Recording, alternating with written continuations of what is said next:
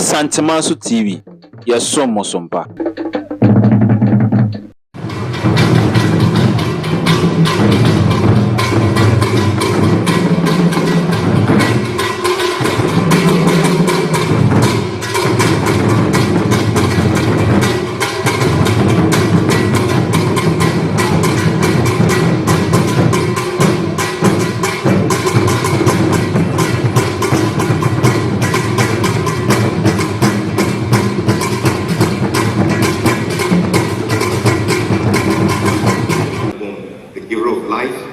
Every other blessing as we receive for this morning's invocation the Reverend Dr. Kwesi Poku Nyantechi.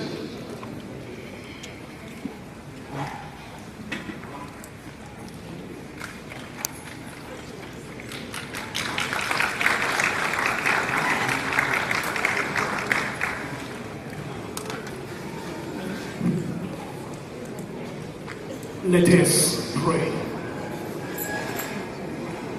Dear Lord, Creator of heaven and earth, we thank you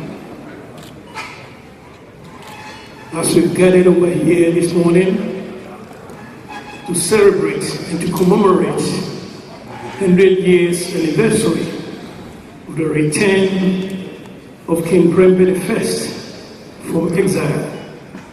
We ask you to bless all of us. Those who are yet to join us, we ask you to bring them safely to be with us. Grace this occasion in the mighty name of our Lord and Savior, Jesus Christ.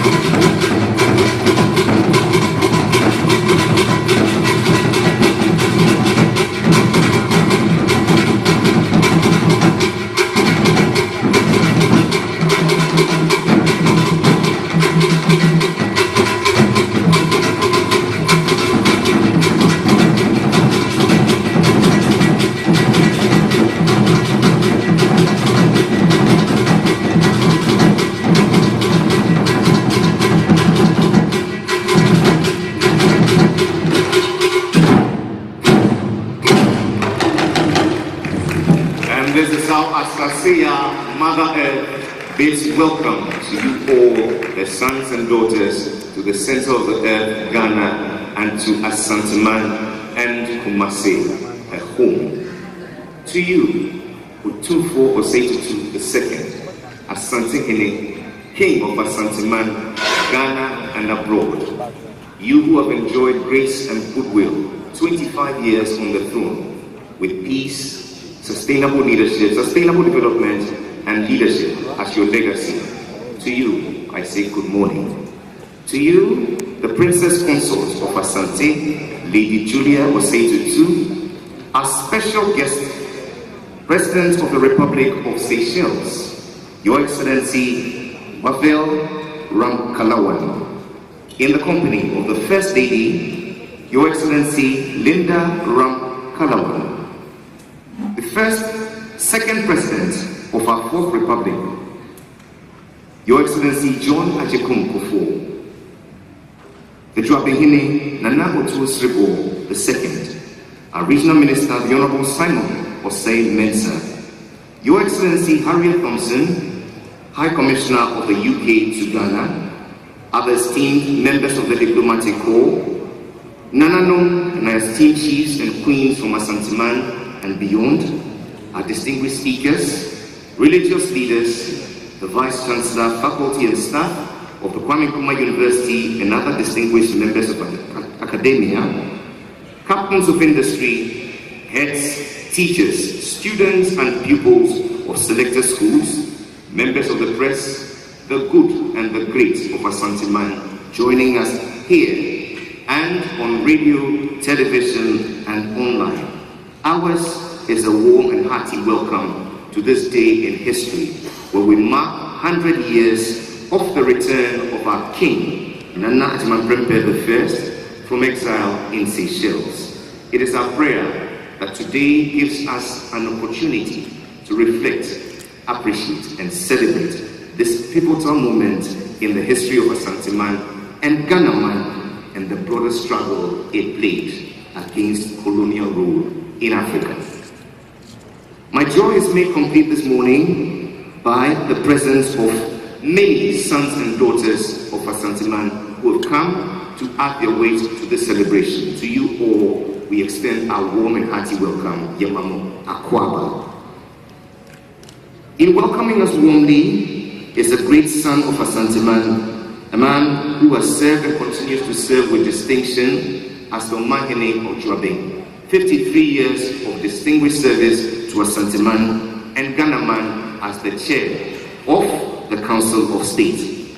We're delighted to have him also as the chair of the 25th anniversary celebrations of Otumfuo Osei II's reign. I give to you Nana Otumfuo II.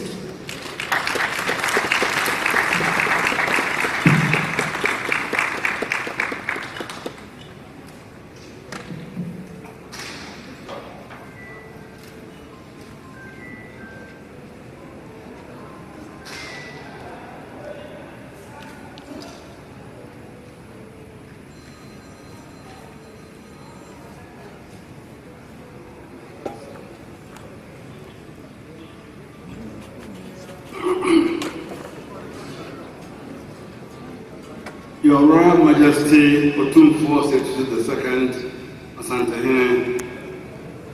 Lady Julia, Your Excellency Wavell John Ramkalawan, President of the Republic of Seychelles, Mrs. Linda Ramkalawan, First Lady of the Republic of Seychelles, our beloved President John Ajekun-Kufuor,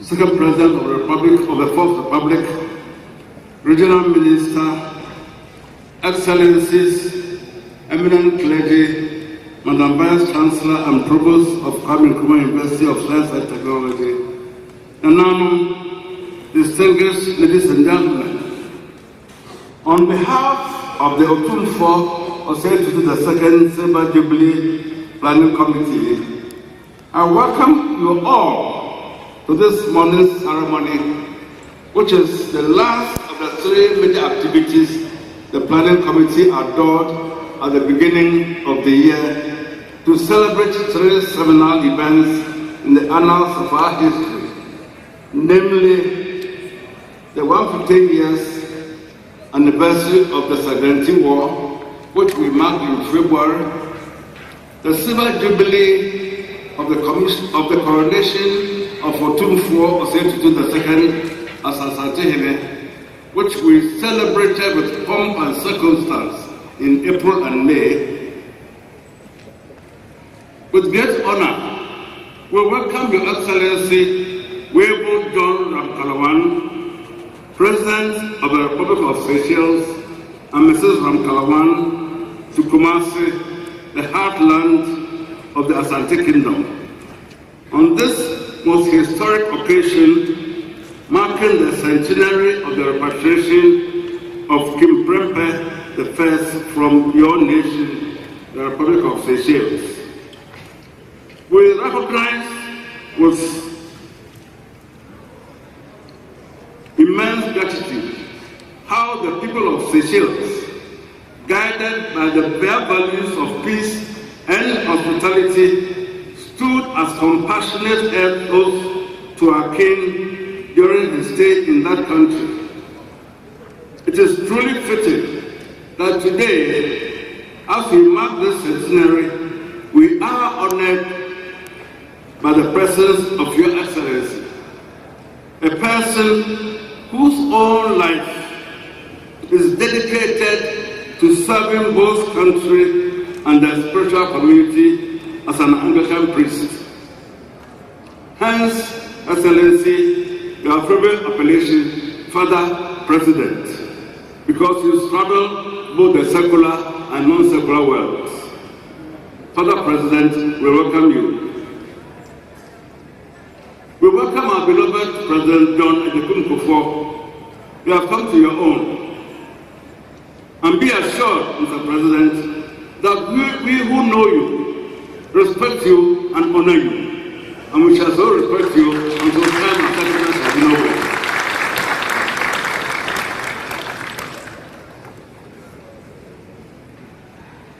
Today, we have gathered here on the sacred grounds of Malaysia to commemorate one of the most significant events in the history of our people, the return of Otumfuo Prempeh I from exile a century ago. It is a moment of reflection, a moment of celebration, and a moment of deep reverence for the resilience, courage, and leadership of our great king and the unwavering strength of the Asante people.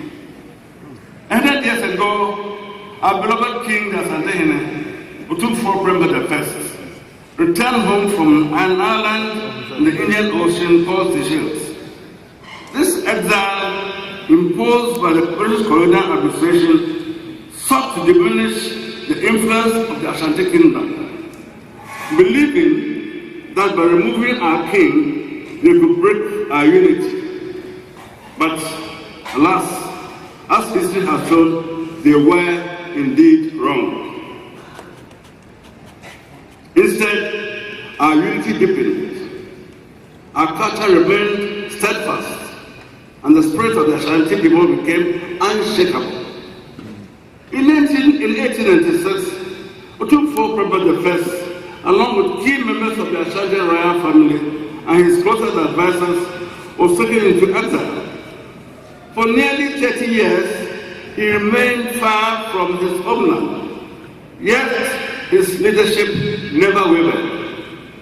He never surrendered his love for the Ashanti people, and his return in 1924 marked the rekindling of hope, pride, and resilience for all Ashantis. We remember his return not only as a return of our king, but as a return of the embodiment of our identity and sovereignty. For us, it was a powerful reminder that no matter how far away our leaders may be, no matter how far away no matter how oppressive the conditions we face, the Ashanti spirit cannot be exiled. It cannot be silenced. Indeed, it is eternal.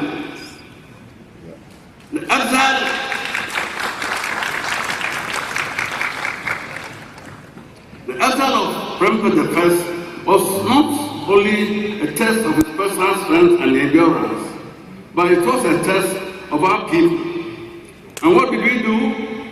We persevered. We maintained our cultural heritage, our customs, and our traditions, all in defiance of colonial attempts to dismantle them, even as our king was taken from us. The Ashanti people stood tall, united in purpose, determined to preserve our legacy for the future generations. The lessons of this history are clear. Just as Otumfuo, Prempeh I, refused to be broken, so too must we continue to refuse anything that threatens our unity, our sovereignty, and our dignity. Its return signifies that no force can destroy the bonds that tie us together as a people. It is a lesson in the power of resilience, of courage, and the belief in the restoration of justice. As we mark 100 years since his return, we must honor not only the memory of Otumfuo Prempeh I, but also the enduring legacy he left behind. He taught us that leadership is not determined by mere power, but by the ability to serve one's people with dignity, wisdom, and unwavering commitment. And these are the very attributes that fortunately define the reign of our present king, Otumfuo II.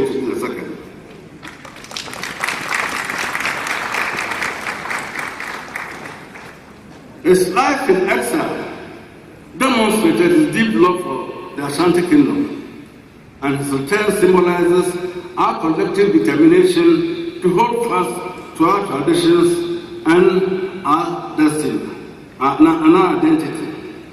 Today, as we celebrate this milestone, let us look to the future with the same strength and vision that guided our ancestors. We owe it to them and to the generations to come to preserve our heritage, to continue building a strong and united Ashanti Kingdom, and to ensure that the values of courage, unity, and respect of our traditions, as well as the traditions and customs of other ethnic groups, are never lost. In conclusion, I wish to thank you all for being part of this commemoration. Together, let us continue to honor our ancestors, preserve the legacy of Otumfuo Prempeh I, and ensure that the values of courage, resilience, courage, and unity are passed on to future generations. May the spirit of Otumfuo Prempeh I continue to guide us, and may the Ashanti Kingdom always remain a beacon of strength and pride. I thank you very much for your attention.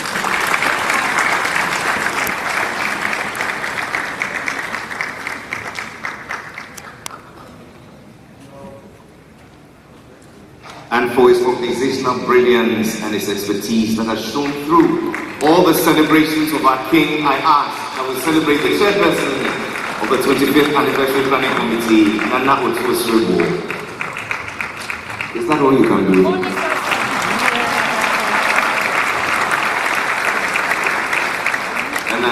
And that was it. And so Nana Otumfuo has laid a foundation for us to establish an understanding of today's agenda. Your Majesty, Your Excellencies, distinguished ladies and gentlemen, for the next few minutes, please lend your attention to the screen as we behold a documentary, The Return of the King to Seychelles. Enjoy.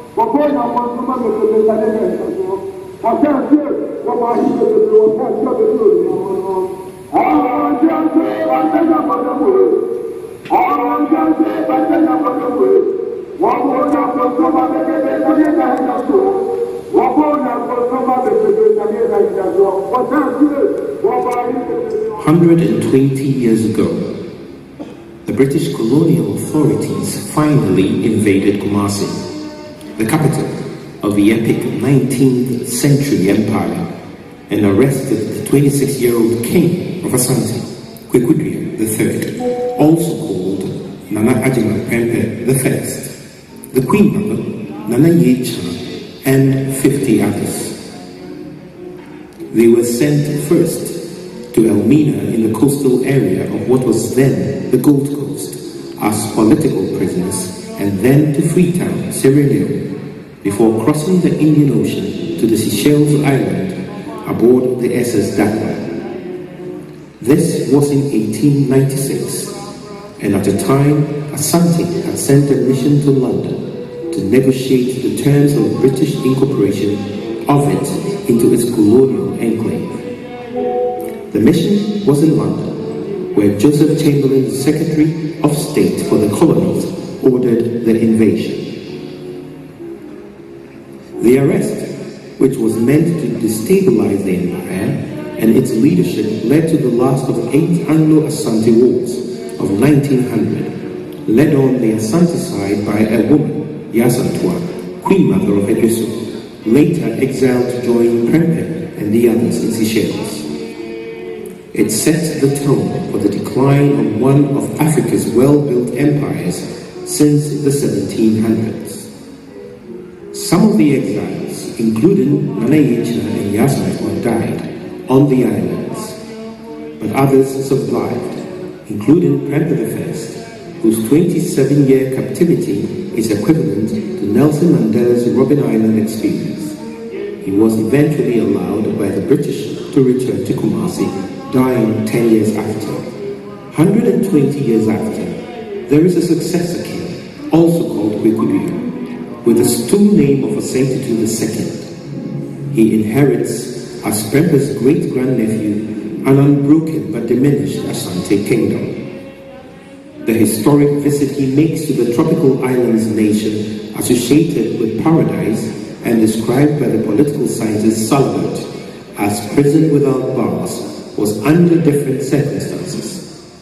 No military escort of the imperial imprimatur, but in glory from an independent Ghana, guest of honor of the President of the Republic of Seychelles.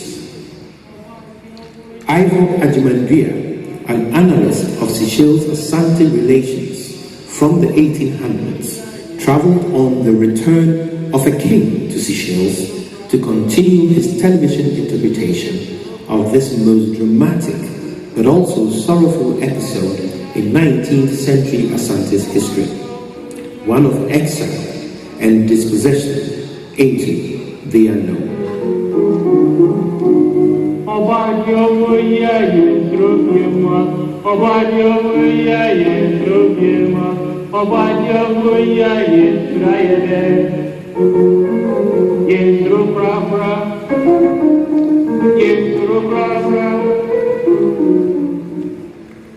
History's shadows were on these coastal waters of Mahé. The first cosmopolitan king of Asante, Prempeh I, had made a 3 weeks journey by the sea route 120 years ago, aboard the SS Dakar. His great-grandnephew, in a solemn, historic but long-awaited memorial visit, arrives by plane on April 22nd from South Africa to the Mahé International Airport as the sun sets on these blue waters. Otumfuo II was received as king and accorded the courtesy of a head of state, and also as special guest of honor at the French-influenced colonial architecture, the State House in Mahé, by President James Michel. It was here they engaged in conversations of historical renewal.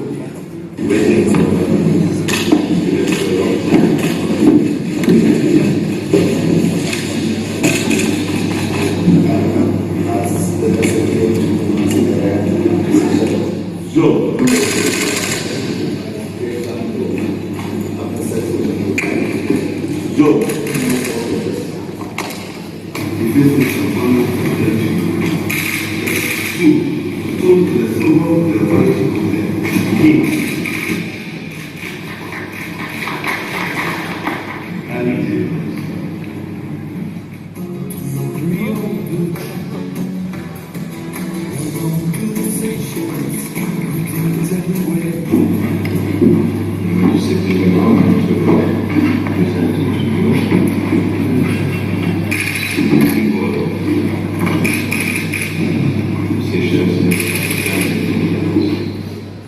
Nana Otumfuo summed up the follow-up implication of the visit and strategies of fulfillment. Thank you for this warm the ambience is this much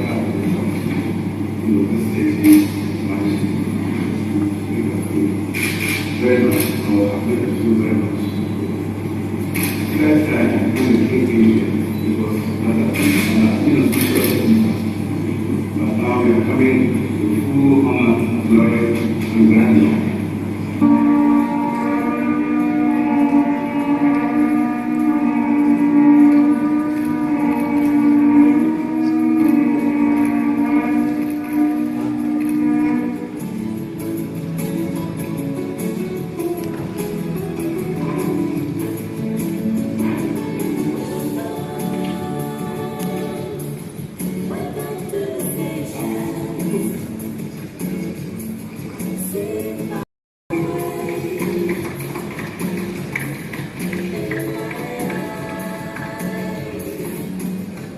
The meeting with descendants of King Prempeh as evidence of this living story was a bundle of emotions.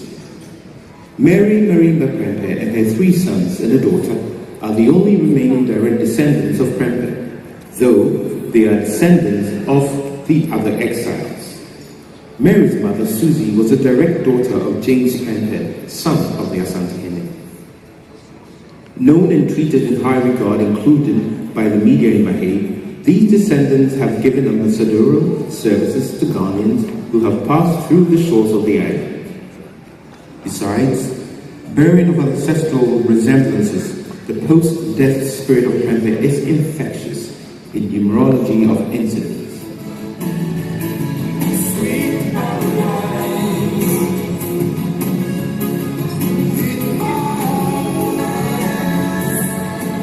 Susie shares the same birthday with the King Prempeh, December 18.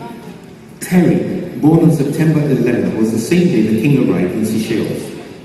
And Andrew, born on November 11, was when King Prempeh departed the island back to Kumasi.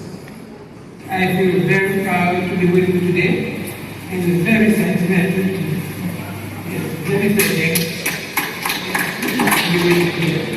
My brothers and I, our last month, it's very honor to be here with you all, and it is such an honor to meet you all about Ghana and our national family, and now we are very happy. Thank you. When we sit in Kumasi, we still feel attached because we know where we are coming from.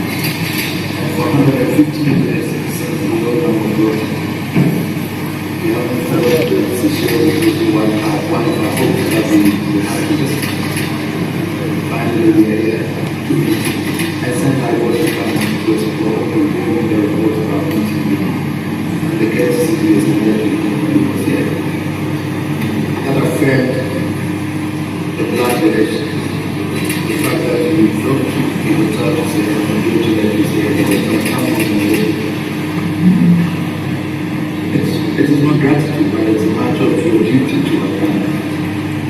Bringing the family together. His grandfather also was exiled to Seychelles and we also managed here. So it's all part of the same family. But we have come and the invitation for God. And for the next 3 days we shall be sharing this visit with you. Now part of our delegation. To take you for Seychelles to join us to do everything. We hope that one day we shall be able to Kumasi to see how long I go there so that we can be able to have a look at and learn our it's a great value, it's a great kingdom, it's a great nation. And so we must be the course, we also listen to what we want to do. But we will get back to that. We have cousins and uncles who are still there. And we deem it necessary that we don't want to lose the roots here. Whilst we don't, we want to also lose the roots part. So we do everything possible to bring them together. We setting everything about we setting everything in a daily unit. We always looking for the livelihood of your roots in Ghana. That we rest assured that we still have a family, we still have a family. Take it up.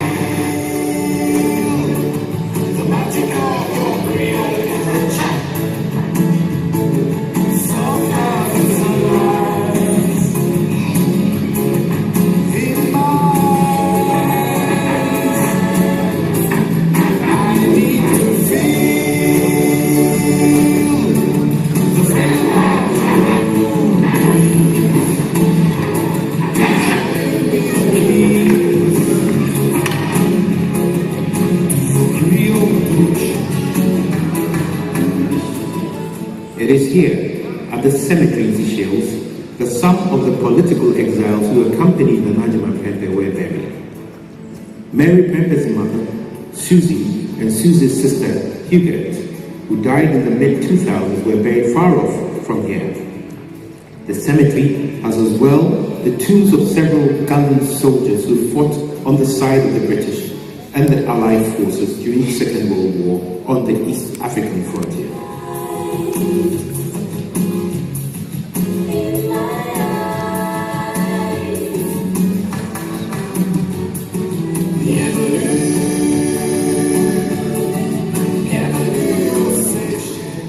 The current Queen Mother Bejesu Nana Yassant were assisted by the Minister of Tourism, Culture and the Creative Arts, Elizabeth Ofusu Ajare, later briefed on behalf of Asante and Ghanaian women, and their champion Ohniba Edusei Puku on behalf of Asante. All the faithful parties.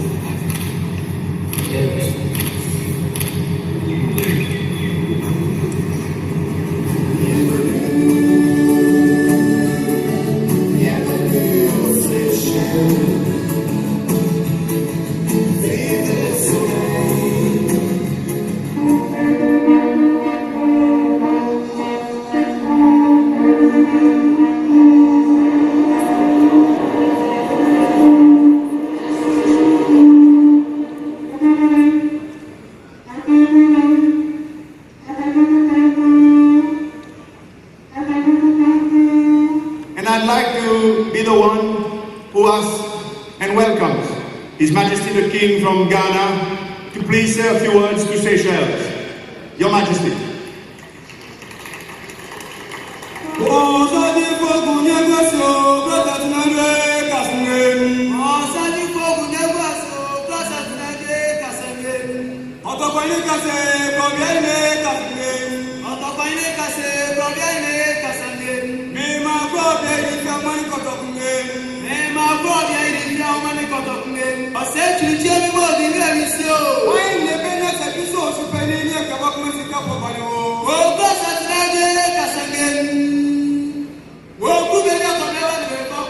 For years to come, Seychelles will live with the memories of Carnival Victoria and the vignettes of his highlights, the king's big umbrella, his headgear or crown, the smoothing voices of the royal poets or Otumfuo amidst the ivory trumpet antiphonies, as well as the punctuation of his speech with linguistic affirmative approval.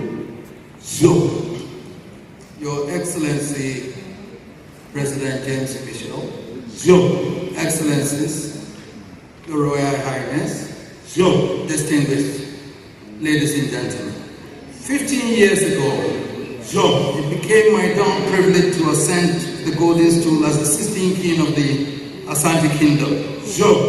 Your great country, Seychelles, has been gracious enough to invite me and my delegation to make a symbolic return to the island, and we have chosen what we think is the right moment for this memorable voyage into history.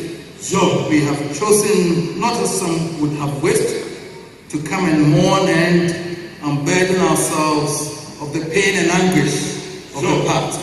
So we have chosen instead to join you in celebrating the joy of freedom. So, and I'm happy to bring with me the direct granddaughter of our legendary warrior Queen Mother, who bears the name of Nana Yasantua II. So, for it was the courage to dare to be free of foreign domination that brought us into captivity. So, and your island was chosen for a refuge because, like the Gold Coast, you two were a colonial outpost. So, today we are liberated within a strong, sovereign, united Ghana, and you too are liberated. So we join together in freedom to celebrate the creativity of our people, expressed in song and dance, in poetry, and in the fine arts. So, we salute the government of the Republic of Seychelles under your wise president on the organization of this carnival, and particularly for the effort to make it a focal point to international cooperation and the expression of authentic African culture. So, the more opportunities we create for the peoples of Africa to share and exhibit their inherent talents, the greater the prospects for achieving genuine unity and removing the sources of discord. When hearts are joined together to sing and dance together, there can be no room for xenophobia. So, our destiny lies not in cutting each other adrift, but in joining our minds together to think, search, to innovate, and to create. So, we have come to join you today to send this message to this troubled world that it is possible to rise above the pain and anarchy of history, to let go of the past and focus on the things that are beneficial to the well-being of our generation.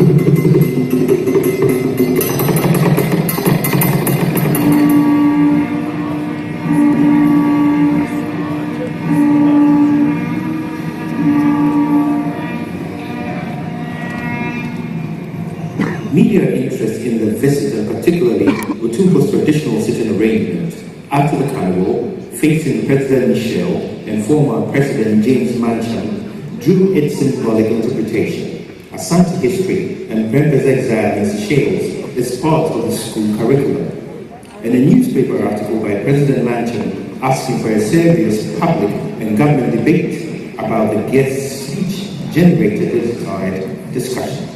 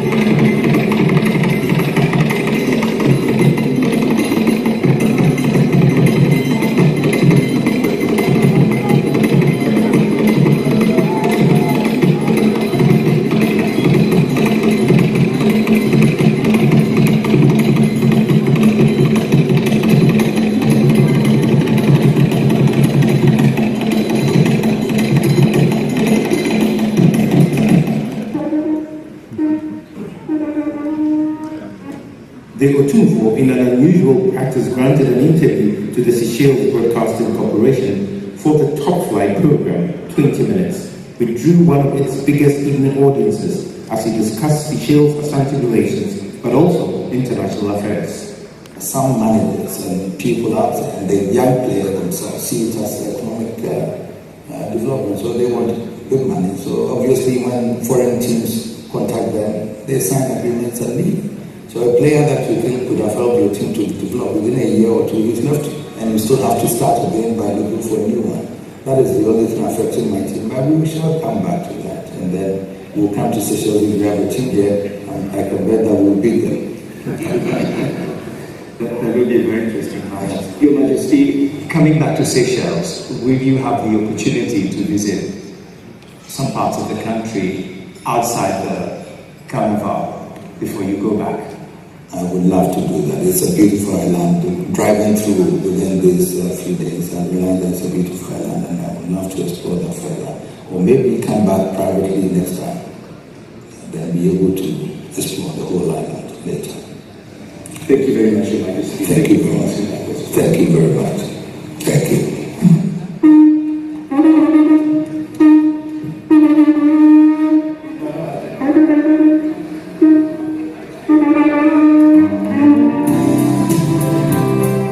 If the descendants are living products of the exile story, the plantation house here at Le Rocher, a district within Mahé where Prempeh lived and still standing, is a resilient symbol of narrative. Rented from a French family, the Evans by the British, it was within this enclave that the Asante village, homes of the other political exiles were until Prempeh moved into the property. Nearby and far off from here, the British had kept other anti-colonial leaders from the empire, including those from Palestine. Afif Didi of the Maldives, Archbishop Macarius from Cyprus, who became leader of independent Cyprus, the Kabaka Mwanga of Uganda, and the Sultan of Derak, Malaysia, Abdullah Jafar Moratham, in the roll call of resistance leaders.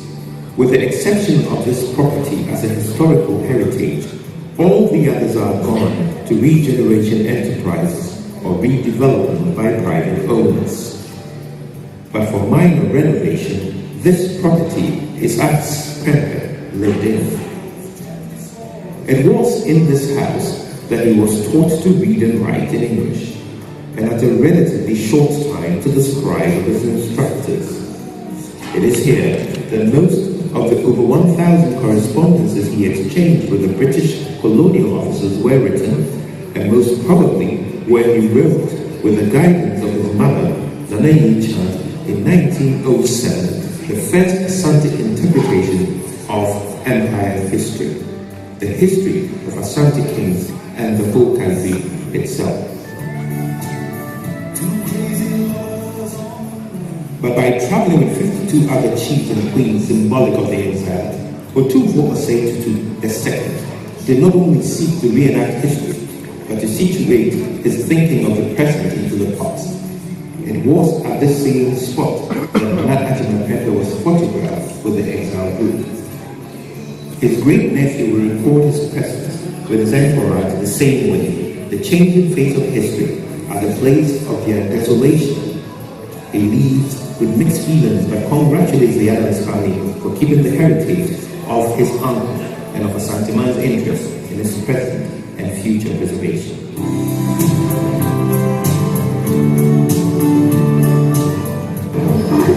To see what he did for the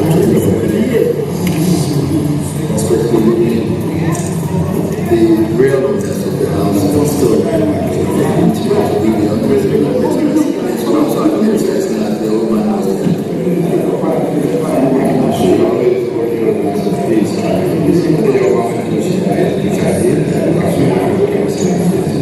And secondly, she said, take care of yourself.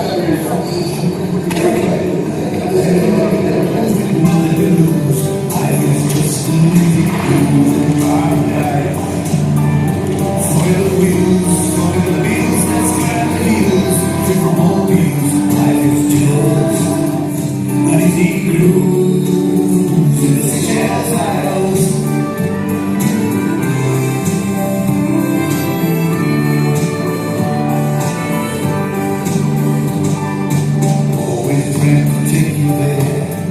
Leave all the hurt you bear. Each rhythm needed me somewhere where you and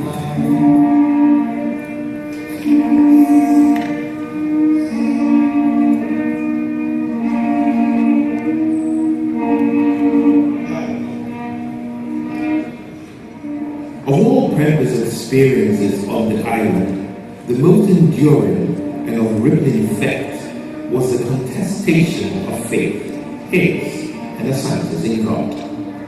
It was not in doubt, as far as they were concerned. The British, when Queen Victoria was Empress of much of the world, had converted and given it the Christian name of Edward at the St. Agnes's Anglican Church, where he was baptized, though it would be in this church, St. Paul's Anglican Cathedral, he worshipped most of the time. I would like to welcome you to St. Paul's Cathedral. Today is the fourth Sunday of Easter. It's a service of thanksgiving, a memorial for King Prempeh of Ashanti. It is good to welcome you in this place. We also give thanks for the King's 16th anniversary of his enthronement.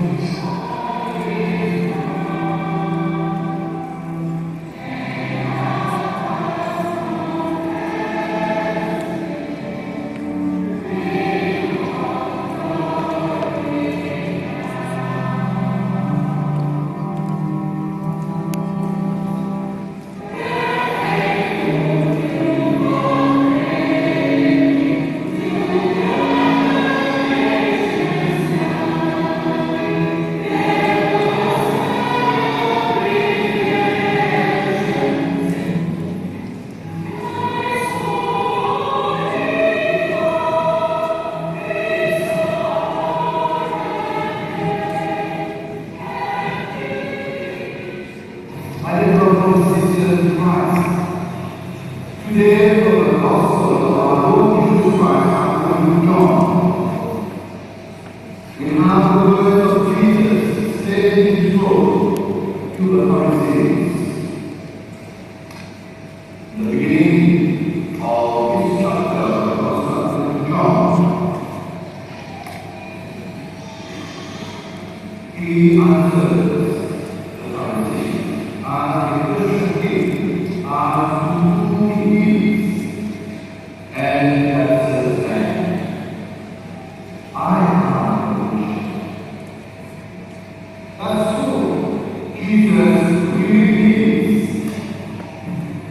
For Jesus, the good shepherd, knows his sheep, and knows all the details of our lives.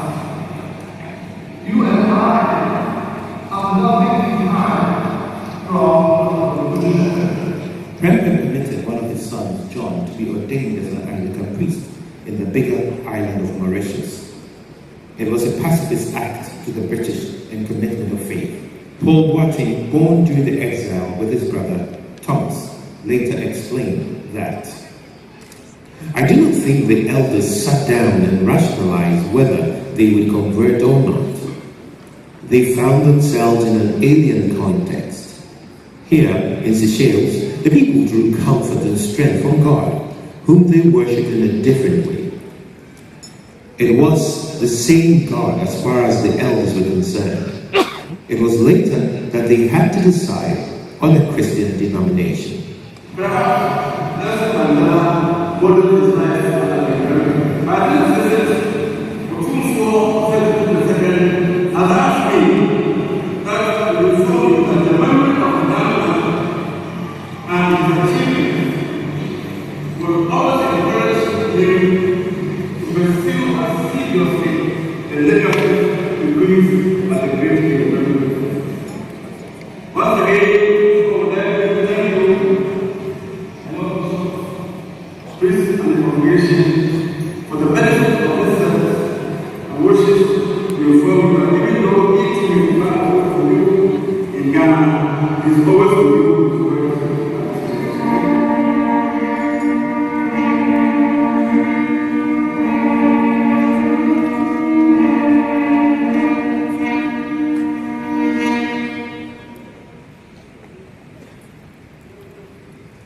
But much has not changed in Asante's belief that God should be worshipped in a cultural context. The Asante royalty is mainly Anglican, thanks to Prempeh's baptism. But the ivory trumpet poets and verbal artists still use their media to glorify God in the most cultural form of hybridism and through the sacrament of the Eucharist.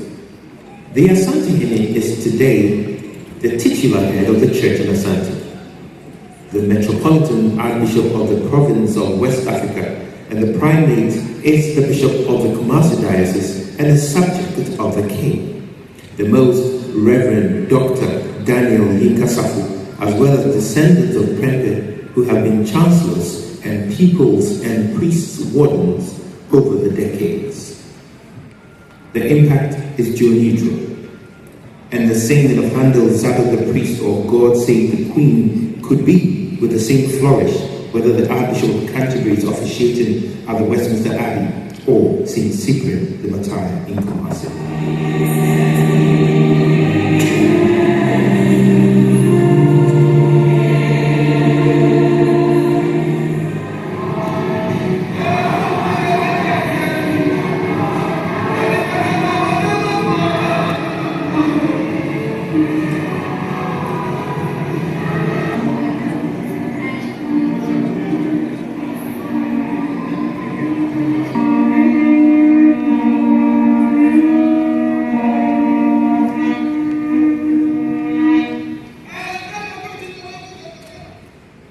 A century and 2 decades of a young king's exile is remembered with deep meaning.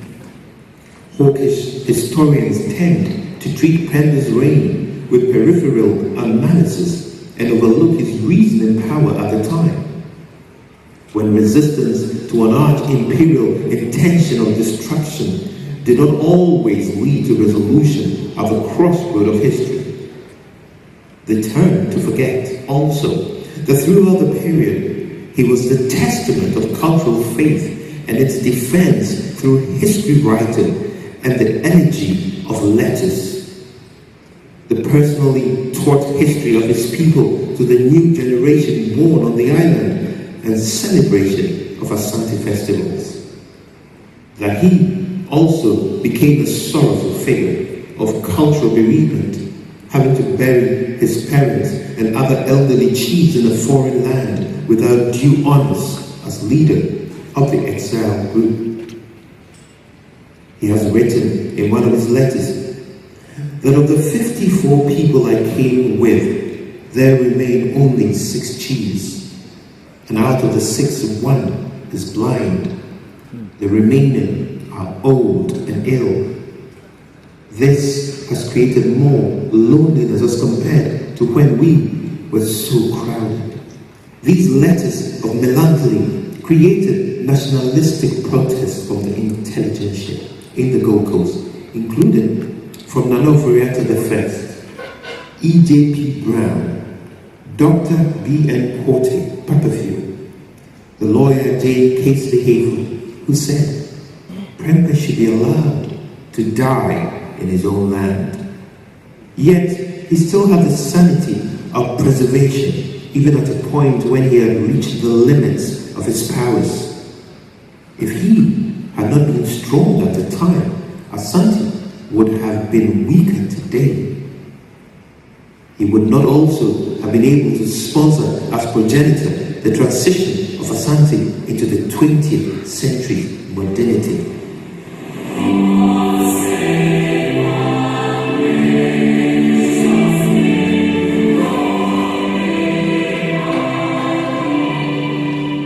Today's relationship with former adversaries is friendship, diplomacy, and cultural cooperation.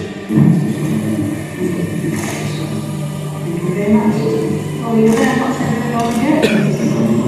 Yes.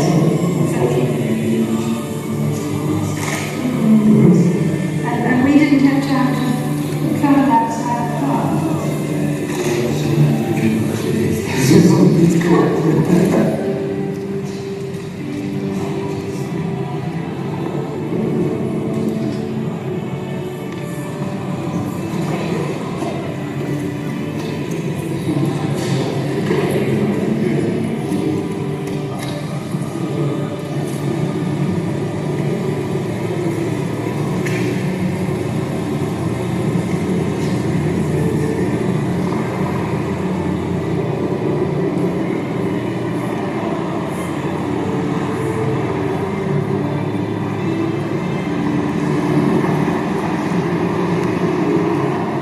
could even be a drawback to imperial anthem. Queen Victoria would have been happy with this.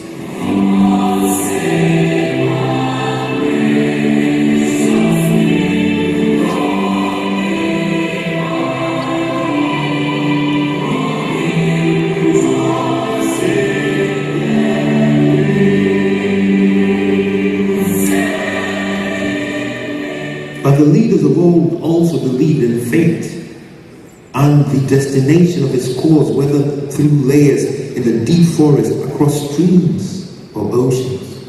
The path crosses the stream, they said. The stream crosses the path. Which is the elder? They once asked as a puzzle of sometimes life's dilemma.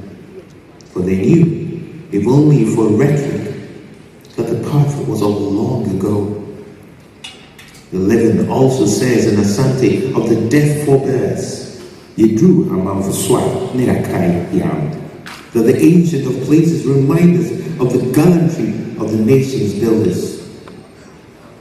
And so it is that a nephew remembers a great uncle.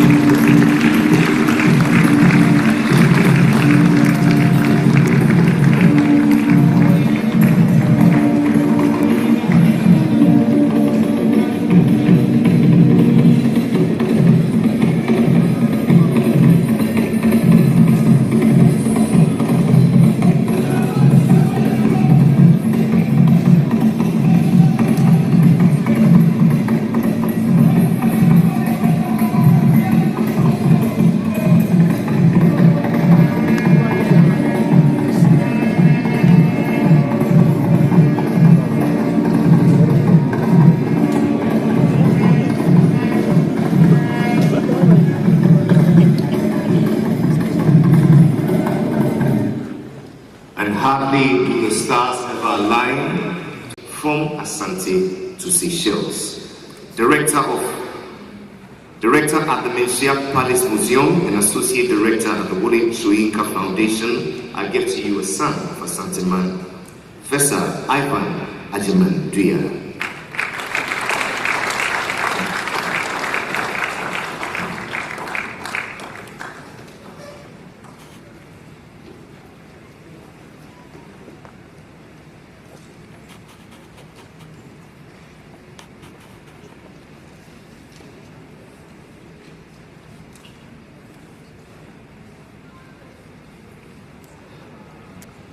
The eminent linguist of Ashanti Court, Bafo Osayakoto, recounted in a 1998 conversation how Asante man received Nana Adjumani Prempeh I and his returning exile party at the Kumasi railway station. Bafo Akoto was a teenager at the time, and his father had preempted a scenario of a reception and an unfolding sense of history that will be remembered. It was more than that though, indeed an epiphany in reconciliation. And that was how father and son ended up with a million crowd on November 12, 1924. The youth of Bafo Akoto's time knew of the tragic circumstances of Prempeh's exile. The 27-year alienation that Nelson Mandela would eventually share with him in African history. In 1897, Prempeh was aware of the imminent danger, or worse, end of his reign. The deportation orders that had been made by the British military were followed by the marching orders from Kumasi to Elmina. Yet, about 500 anti-colonial Ashanti activists and courtiers decided to travel with him up to Elmina before his final voyage to the Indian Ocean. If the tragic hero and bearer of history was at last returning, the right courtesies were to be given. The voyage from Seychelles was 2 months long, from the harbor city of Bombay, or what is now modern-day Mumbai, in India, through the port of Sudan, which is between Eastern and Central Africa, up north to Port Said in Egypt, still within the Red Sea, or the Eastern Arab world. It was from there that they sailed to Europe, first to Liverpool in England, and further across into the ancient port city of Marseille in southern France, and onwards to the British peninsula of Gibraltar on the south coast of Spain. They started the journey on the SS Olympia and finally made it to the Gold Coast on the SS Abyssinia. Many of the welcome party or crowd slept at the Kumasi station on the eve of return till the expected arrival of the main train from Sekondi at 6 a.m. the following day, that is November 12. Eventually, and one after the other, the 45 royal passengers, in a palpable state of anxiety, disembarked. The focus, as expected, was on Prempeh. Majority of the crowd had never met him, neither had they ever seen an image of him, which also explained why they were there in their numbers. They saw a middle-aged man in a distinguishing suit with an English hat, which went against the expectation of a cloth-wearing noble. It was when some of the elders started screaming and singing his affiliation that the jubilation started. A number of the young royals returnees were carried on the necks of joyous others all the way to Asafo. Among them was the 10-year-old Mary Prempeh, daughter of the returning Asantehene. The jubilation, she told me in 1999, went on till the evening as mothers looked through the crowd for their children who had gone unaccompanied. It would be a cruel expectation that Prempeh's persona would remain the same, having left as a young king at the presumed age of 26 and spending over a quarter of a century in a strange land. He was culturally adaptable to multiracial Seychelles. He took to adult literacy, especially the English language, and the most English of recreations, cricket. He and some of the chiefs were into herbal medicine and trained some Seychelles, including their leading herbalist, Charles Yako, in their medicinal garden. An anthropologist in Mahé, J.P. Mahon, and I are still searching for a manuscript, presumably written by Prempeh, his chief herbalist, the Dominasi Hene or Ankasi Kwame Boateng, and two chiefs of the Nsumankwa, Kwame Afre and Kojo Yeboah. The most important of Prempeh's new multifocal outlook was his interest in Western education and Christianity, which would be the most enduring on Asante society. A couple of weeks after his settling in at Asafo, he requested for a meeting with some immediate members of the ruling Oyoko clan. 41 of them attended. It was principally about their welfare and the additions made. Grandmothers and mothers went with the younger ones, and they were all introduced. Prempeh singled out two. The first was Edward Owusu, son of his sister, Kyabakma, and thus his nephew. Medal for African chiefs. This hypocritical gesture could be, in the words of their universal playwright, a situation of all is well that ends well. Again, 100 years after his return, what is the Asantehene's palace has been walled of his 10-kilometer ancient forest. It will not be easy to destroy it as was done to Prempeh. It is now comparable, if not in its monument, at least in its attention to the Menelik or the imperial palace of Emperor Selassie in Addis Ababa. We will conclude this address with the Indian Nobel laureate V.S. Naipaul. In his well-known novel, A Bend in the River, are the opening lines. The world is what it is.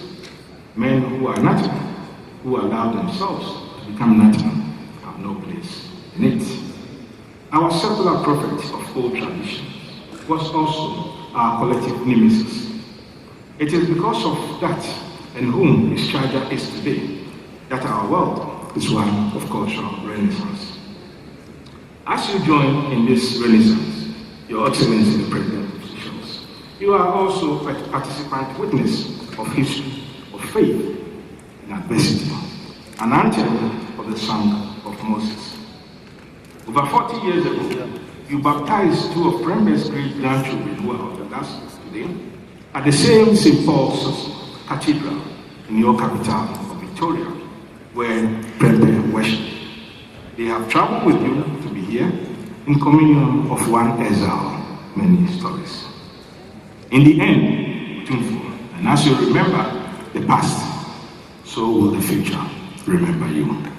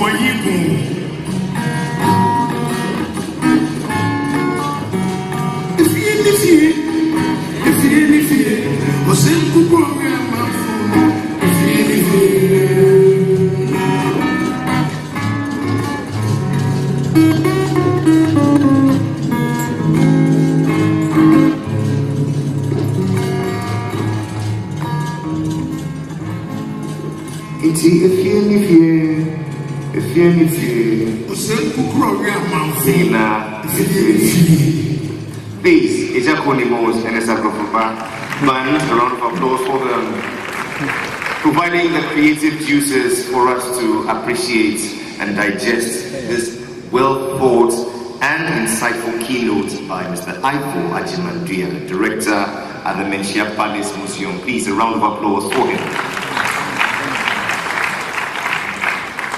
What we want to do now, Your Majesty, Your Excellencies, distinguished ladies and gentlemen, is to gain two insights. The first will be the events leading to the exile, and the second will be the king in exile. These two insights will last together no more than 20 minutes. Speakers, please take note. I shall now invite this first speaker on events leading to the exile, the first trained social historian of medicine from the Kwame Nkrumah University of Science and Technology, Kumasi. Make welcome Professor Samuel Edujefi.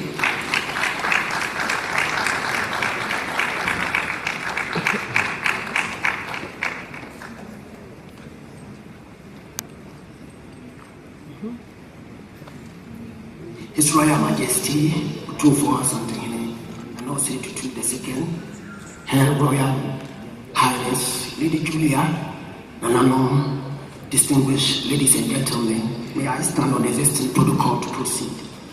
A quick one, as we look at the presentation of Otumfuo, we are led to a very interesting narrative that tells who we have become as a people in this great Asante Kingdom. However, in 1896, the story was very different. In fact, from between 1894 to 1896, there was an attempted coup on Prempeh first, on the pretext that Asante had not kept the clauses concerning the indemnity that came from the foreigner treaty. But more so, there were other diplomatic overtures to ensure that there would be peace, because Asante did not only go to war, but Asante believed in diplomacy. And so whilst Asante kept to diplomatic overtures, in their minds they believed that the British would do same. In fact, when you look at what orchestrated the 1896 occurrence, we need to reflect on what had taken place in the 1880s, because there was a grand European conference that is popularly known as the Berlin Conference. In that conference, 2 or 3 major important things came up. The first one was effective occupation, and the second concerned the sphere of influence. British and other European engagements in Africa, for that matter, was that which aimed at exploiting the territory of Africa and to make good of her resources which nature had given to them. But it was not an equal relationship at all, because you see that in the case of the Gold Coast, the British had subtly and openly taken over the entire region, or the colony as it is referred to in the literature, except for the forest region of Asante. And so if the British would allow Asante to subsist as an independent kingdom, and for that matter an empire, it would, if you like, truncate its adventure. So several things were taking place at the time. There was competition between them. France, Germany, and other holdings and interests in Africa was ongoing. And for that matter, the British had to hold to their own, not only at the colony, but also to further advance to take over the entirety of Asante, to ensure that they govern Seychelles and benefit from its resources. Fundamentally, if you look at the 1800s, you would understand that Asante had had a lot of encounters with the British, taking off from 1824, when McCarthy dared Asante power and he was decapitated. And more so, you will see that such encounters, which Ivor has spoken to in many ways, ended up with the Asantewaa War. But the fundamental ethos of it is that Asante had great leaders and great kings who were warriors and who did not believe in colonization. And for that matter, such resistance persisted from 1824 up to 1896, when Prempeh was taken to Sierra Leone and afterwards to Seychelles. But the question is that when you look at the 1880 conference and the event at Berlin, you would understand that a lot of things were happening. And today, Africa is still being insulted by the West. And I dare to establish a point with that, and maybe I shall yield because of time. You realize that when they showed interest in sharing the lands in Africa, Africa was not represented in that conference. I will refer to them as the G14, as you have today the G7. And these were the people: Germany, France, Great Britain, United States, Russia, among others. These were people who shared Africa on a piece of paper, but they had to effectively occupy Asante. The challenge at this time was that Asante had gone through many phases of difficulties and challenges.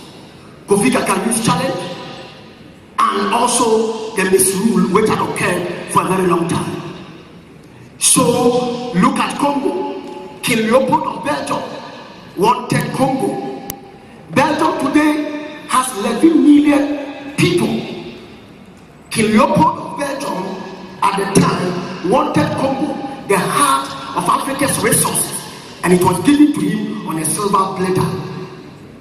And that is what the African leaders, the African chiefs, who were democratically elected in their own enclaves, did not want that to happen. Exiling such leaders who were resisting colonization was a stop in their trade, and it is today a stock in their trade, because they intend to show all political actors and developmental agents who want to develop their people. And we saw that in Patrice Emerson Lumumba's assassination, and we saw that in other great leaders in Africa who were taken away even in the 20th century. You are either exiled or you are killed. Before 1896, you would recall that King Aggrey of Cape Coast in 1867 had been sent to Sierra Leone, and he returned a sick man who denounced his own rulership and more so was put under stipend. It was an European agenda, a grand one which was undertaken, and that would go beyond diplomacy, because they wanted to absolutely take over the territory of Africa and more so take over the territories of the Gold Coast, including Asante. The invasion had immediate and long-lasting consequences.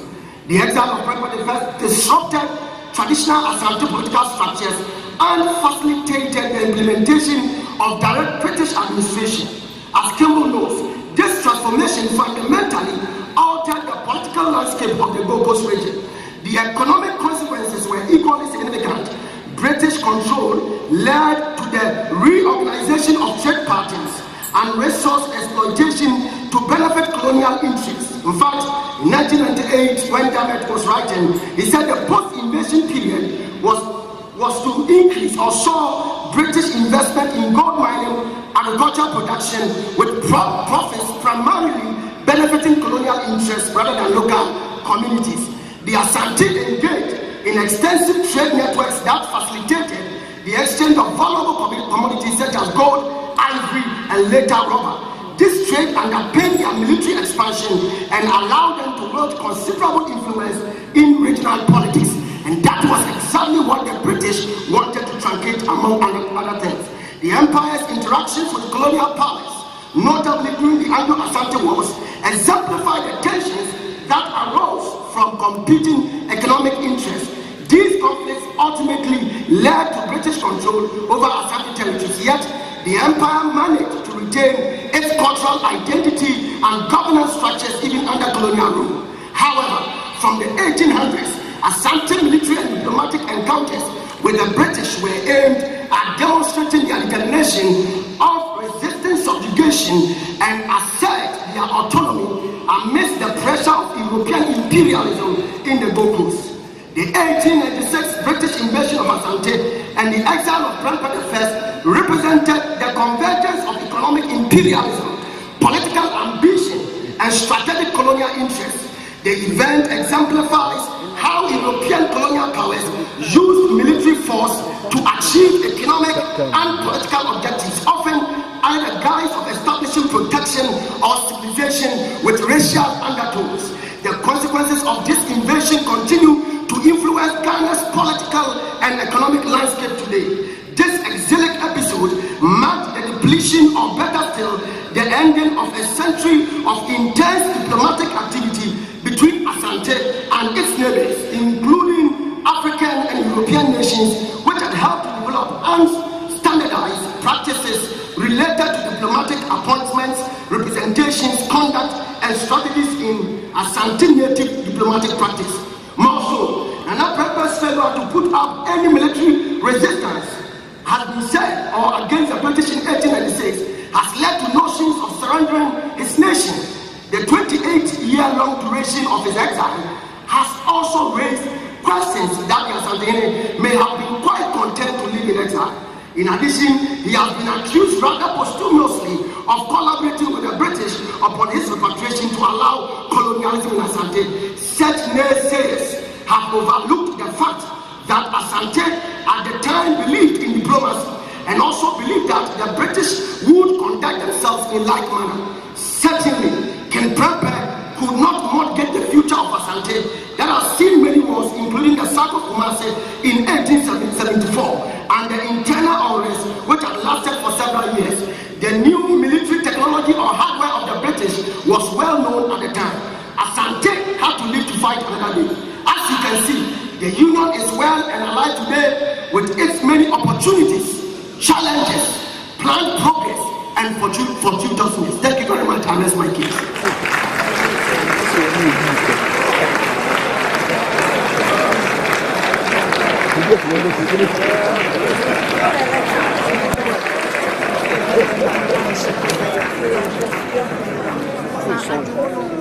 I cannot keep up.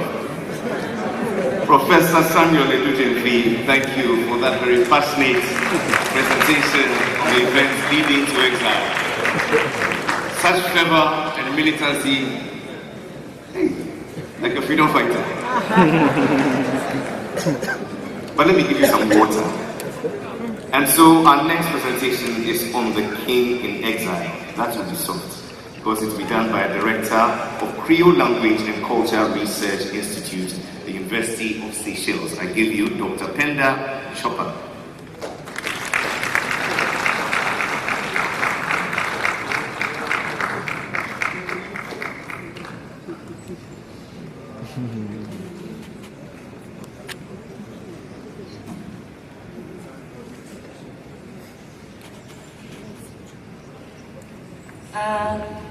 I wish to greet the King of Ashanti and the President, the First Ladies, and everybody.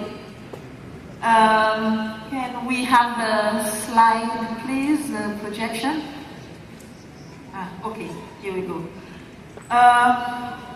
It is a great honor for me to be present here in Kumasi today on this most auspicious occasion at the commemoration of the 100th anniversary of the return of King Prempeh I to the place of his birth and the seat of the golden stool over which he reigned as the Asantehene before and after his exile, as I shall set out to prove in this presentation.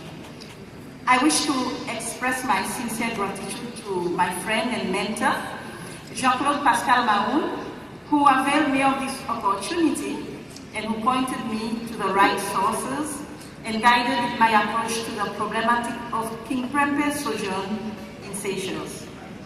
I also take this opportunity to thank Dr. Ivor Ajiman Dua, who has been so diligent in ensuring our presence in Kumasi for this occasion. I'm very honored to have traveled in the company of Seychelles resident branch of the Prempeh royal family, the Prempeh Marimbas, hailing from my own district of Anse-Douane. I would like to point out that I've restricted my presentation to King Prempeh's sojourn in Seychelles and the impact it has had on Seychelles history and society, which is why I have called it Lasting Legacies.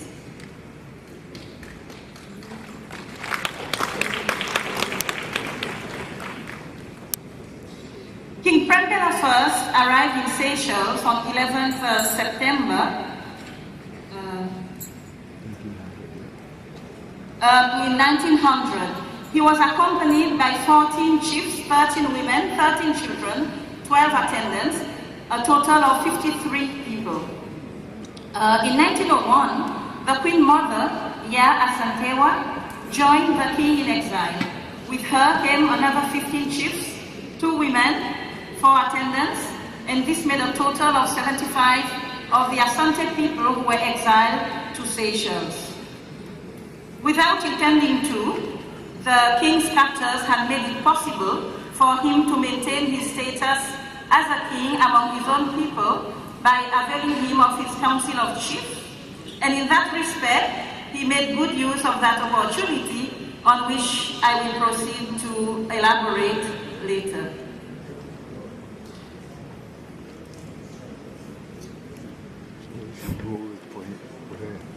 Okay, so let's look a little bit at the background, what Seychelles was like in 1900 when the King Prempeh arrived.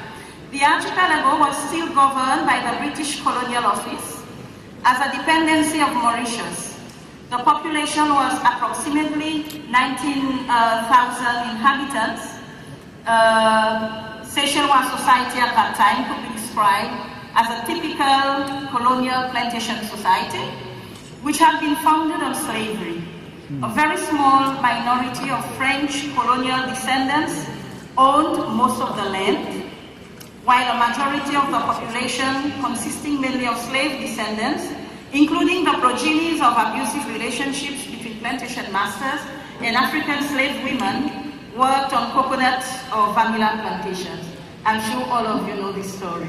The British presence was felt mainly in the administrative positions, but it was nevertheless a position of power. This was a time when slave trafficking in the Indian Ocean region was still fresh in people's memories, and indeed, some recent scattered islands might still have been, especially amongst Seychelles scattered island, illegal slave trafficking could still have been going on. There is some evidence in that direction. So in this environment, compounded by the presence of a fresh stock of African ethnic groups among the population who had been liberated by British anti-slavery activities in the Indian Ocean, King Prempeh's reception by the community could have been very different than what it turned out to be had it not been for his personality.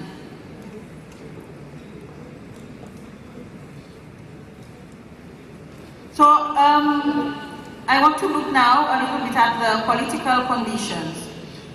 When the Secretary of State for the Colonies, Joseph Chamberlain, inquired in July 1900 if arrangements could be made for the detention of the Asantehene and his retinue in Seychelles, the newly appointed administrator of Seychelles, Ernest Beacom-Sweetescott, accepted it as an integral part of his colonial responsibilities, in the same manner that his predecessors had accepted the responsibility of the Sultan of Perak's exile between 1877 and 1895.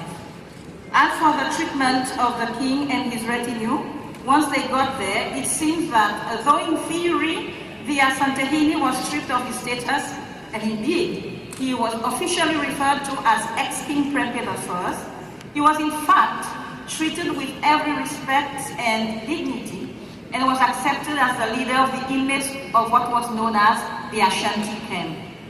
Examples of this are Governor Sweetescott's invitation of the king, his mother, and all his chiefs to the celebration of King Edward VII's 60th birthday on 9th November 1901. And in 1903, he was there with his entourage to celebrate the unveiling of the Victoria Clock Tower in memory of Queen Victoria. So, as you can see, this is a stamp.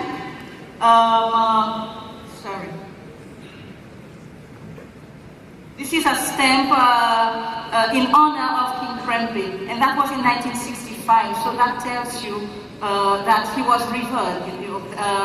People had respected him and had a good memory of him.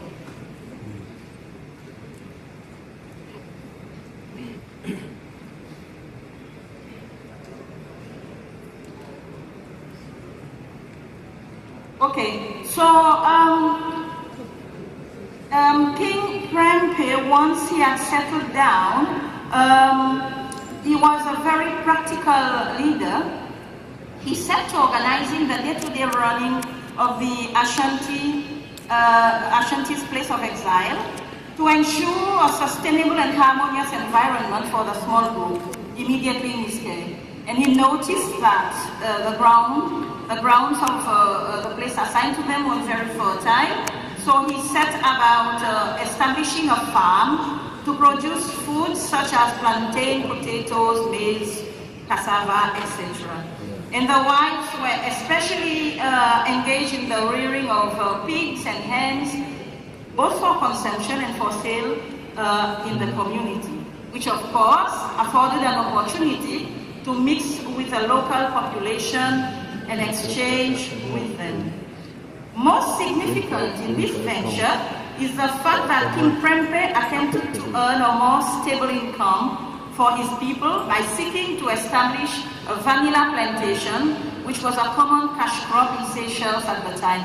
So he didn't just sit back and rely on his allowance. He tried to become self-sufficient, or at least to become more self-sufficient and not too dependent. The colony experienced food shortage during the First World War, but in the Ashanti camp, their crops ensured that they did not lack nourishment. So I want to talk a bit about education now. One of the king's most notable accomplishments during his exile was that he attained an education in the culture of his oppressors and ensured that his children and the children of his entourage did too. So having started to read and write with his Fonte interpreter, Timothy Corsa, King Prempeh was soon writing to the principal of Victoria School in Seychelles to assist him with books and copybooks to pursue his learning further. And did he write? We've just been told. According to Seychellois historian Tony Machiot, King Prempeh was often seen at Carnegie Library in around 1910 or so, borrowing books.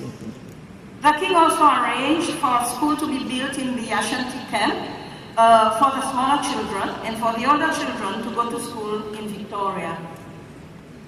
Records have been kept in the archives of the letters he sent to petition the government on the rising cost of school fees for his sons, and other letters, mainly petitioning to be repatriated. So King Prempeh I put the education acquired by himself and his sons to good use, the most amazing example of which is his compilation with his son Frederick of the work entitled The History of Ashanti Kings and the Whole Country Itself. So this is nothing short of visionary, and definitely the action of a king with foresight and progressiveness. His valorization of his country's culture is further illustrated by his desire to have someone teach him to read and write the Ashanti language. And the photo on the left is precisely that.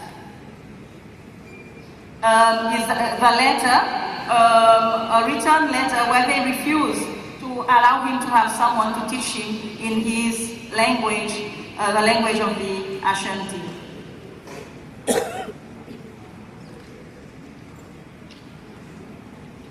The king also saw the necessity of learning the Creole language in order to smooth relations between his entourage and the local people, to learn from them and to exchange with them. So, one of the most intriguing legacies of King Prempeh's exile in Seychelles is the traditional Asante pharmaceutical knowledge shared with the local people. There are stories of the local people seeking medical advice and cues from the Ashanti camp, something which was facilitated by the women of the camp. Most interesting is the legacy of Seychelles' most renowned herbalist, whose fame is said to have spread throughout the Western Indian Ocean, Mr. Charles Zialo of Oswayal district.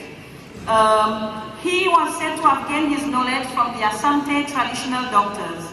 There are even allegations of a book of Asante pharmaceutical in the possession of Zialo.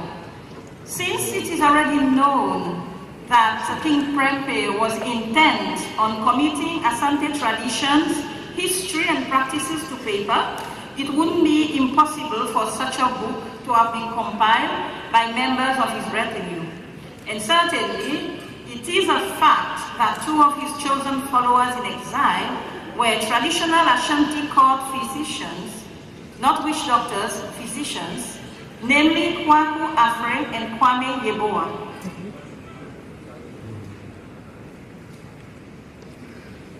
So, according to historian A. Adu Boahen, King Prempeh's eagerness to convert to the Christian religion was second only to his concern over education.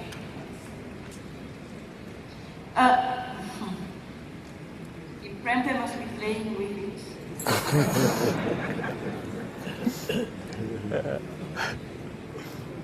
Now it's all over the place. This is one. Okay.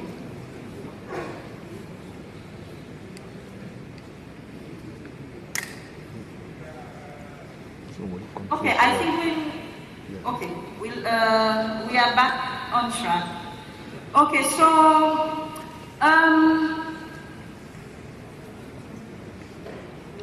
I'd like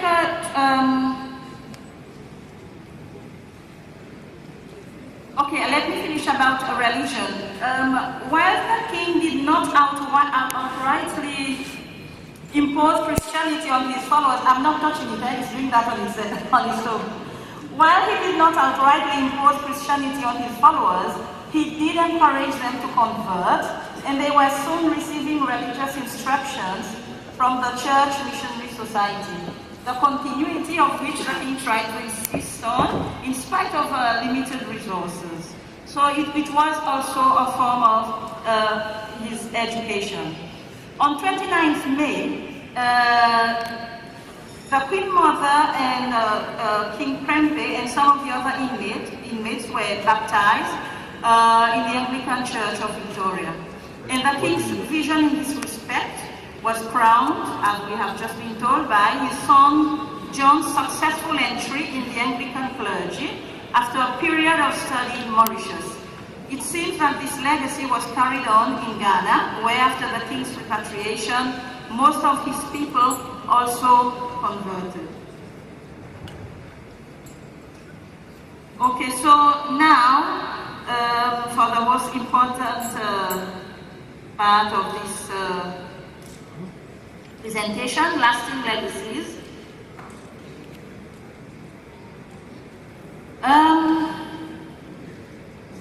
There can be no ties stronger than genetics between families and people, so we know that. And King Prempeh I has left behind such a legacy in both Ghana and Seychelles, a fact that is illustrated by the reunion of family members from both sides of the continent on the occasion of the 100th anniversary of his repatriation. The king's memory of the archipelago and his sojourn there, as well as the Seychellois people's memories of him, has resulted in the strengthening of diplomatic ties between Seychelles and Ghana, and most importantly, between the Seychellois and the Ashanti. This is symbolized by the presence of the President of Seychelles and his delegation at the invitation of the Ghanaian government and the present at Asantehene, Otumfuo Nana Osei Tutu II. The bonds between our two countries are cemented not only by our historical ties and memories of friendship and respect between both parties, but also by the fact that members of King Prempeh's entourage, including his sons, married Seychellois women, thus linking the bloodlines of these two nations. So Ghana and Seychelles, we can never fight because we are family. Examples of these genetic bonds directly linked to King Prempeh I himself through his son James Boaki Prempeh the Prempeh Marimba family, through Mary Prempeh Marimba, daughter of Princess Susie Marie Prempeh. And as you can see, the family grows, which is a good sign for the Prempeh descendants in Seychelles. And Princess Iket Prempeh. These are only two examples. I know there are many more. James Boaki Prempeh's eldest daughter, Princess Iket, who had several children, one of whom, Molly Prempeh, made a visit to Seychelles in 2015, where she was given a warm welcome by her Seychellois relatives as well as the general public, especially after she displayed the ability to speak Creole, even if she had left Seychelles as a young child. As she saw the name Princess Prempeh held by somebody at the jetty, Victoria, she called out, "La Mola!" which means, "Here I am," in Creole. So she never forgot.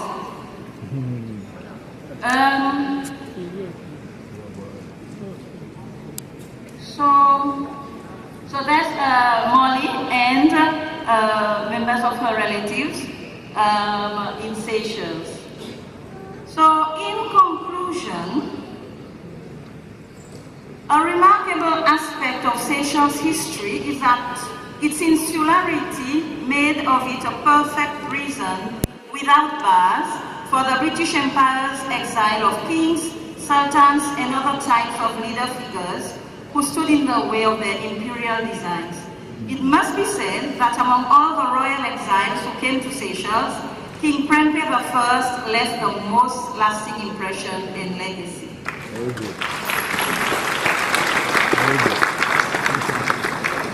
I would like to end by pointing out that though he was deposed by the British and was forced to refer to himself as the ex-king, he remained throughout his exile via Santehini. As is pointed out by Joseph K. Ajayi, in all his actions, he acted as a king. His deposition resulted from his decision to negotiate peace with the British colonial powers in a civilized and honorable manner, even to the extent that he refused to endanger his people by taking up arms when he was outnumbered in men and arms. Once deposed, he set about adapting to the situation mainly through education and conversion, all with the aim of building his people's resilience for a more long-term survival in a world where he readily recognized the fact that his proud nation of warriors no longer had the upper hand. Symbolic of the fact that the Ashanti never complied with the British deposition of the Asantehini is Frederick Prempeh's reference to him as King of Ashanti in a letter to his father dated 1911 when he was still a detainee. The Asantehini's royal welcome, both upon his disembarkation at the port and his arrival in Kumasi in 1924, are testimonies to the resilience and survival of the Ashanti's identity and culture. I thank you.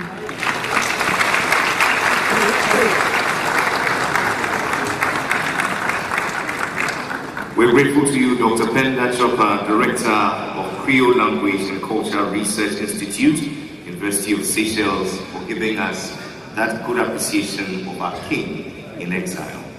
It now falls to the UNESCO representative to Ghana, Mr. Edmond Mukala Ngwemu, to share his thoughts with us.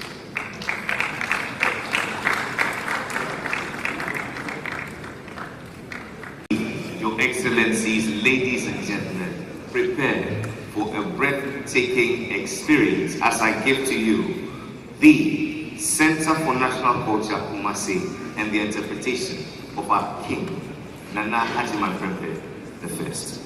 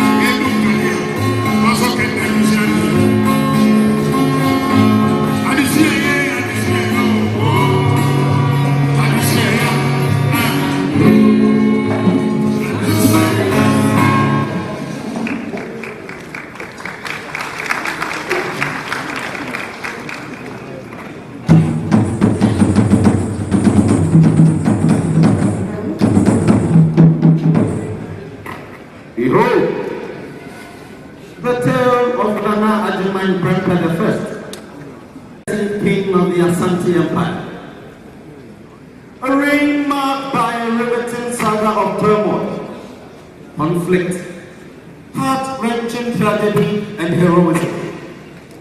This fearless leader, who ruled from the 26th of March 1888 until his death in 1931, faced countless challenges from the onset.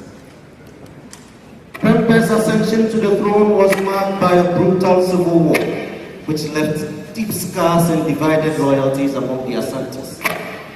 The states of Mampong, Otumfuo, Insuta, Adansi, and Dadiase refused to recognize his authority, while Kumasi, Prempeh, Prempeh, Ajuso, Offenso, and Nkuraza stood by him.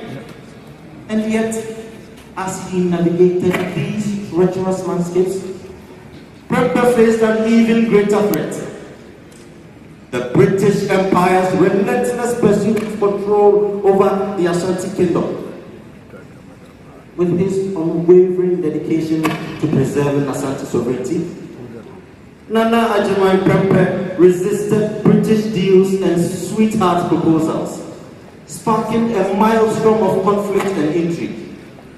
With a heart full of peace, he defended his people against the British. And yet the British, determined to destroy Ashanti sovereignty, sowed discord among the people, turning brother against brother and chief against chief. And yet, Nana Adjuman Prempeh remained resolute, willing to sacrifice everything for the sake of his kingdom. The British exiled him to the Seychelles in 1896 for his defiance. But even in the darkest depths of despair, Prempeh's legacy endured, inspiring generations to come. Join me on this captivating journey into the heart of Ashanti history as we unravel the complex tale of Nana Adjuman Prempeh I, a monarch who embodied the very essence of courage, wisdom, diplomacy, and sacrifice.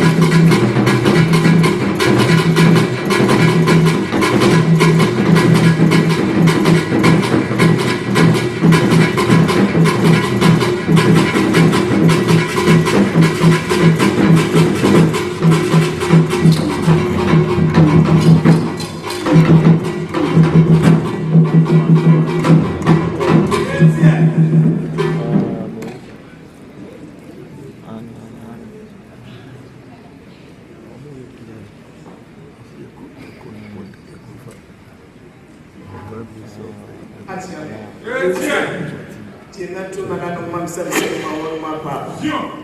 Nana said of the Russian, so my papa. Say that one was a Saturday piano, two suffer one was here. And I know you can see what I must say. Saturday, I want to suffer one. What do you say? You say, my friend, one man, they got out from me, second from Radon, Tina, say one problem.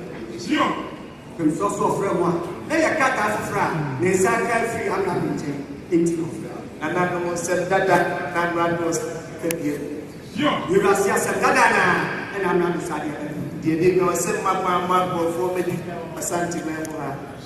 Open Frosty, I am not to say, oh, my crime, not for me. I want to say, my crime, my dunya, can see me better than my say. I feel so, you are my crime, not enough to never see me as I met you was. It may have dreamt and be any. I feel so, open for any. And I know myself for Frank or Sandia, the common says, and this is the Muslim, obituary, and I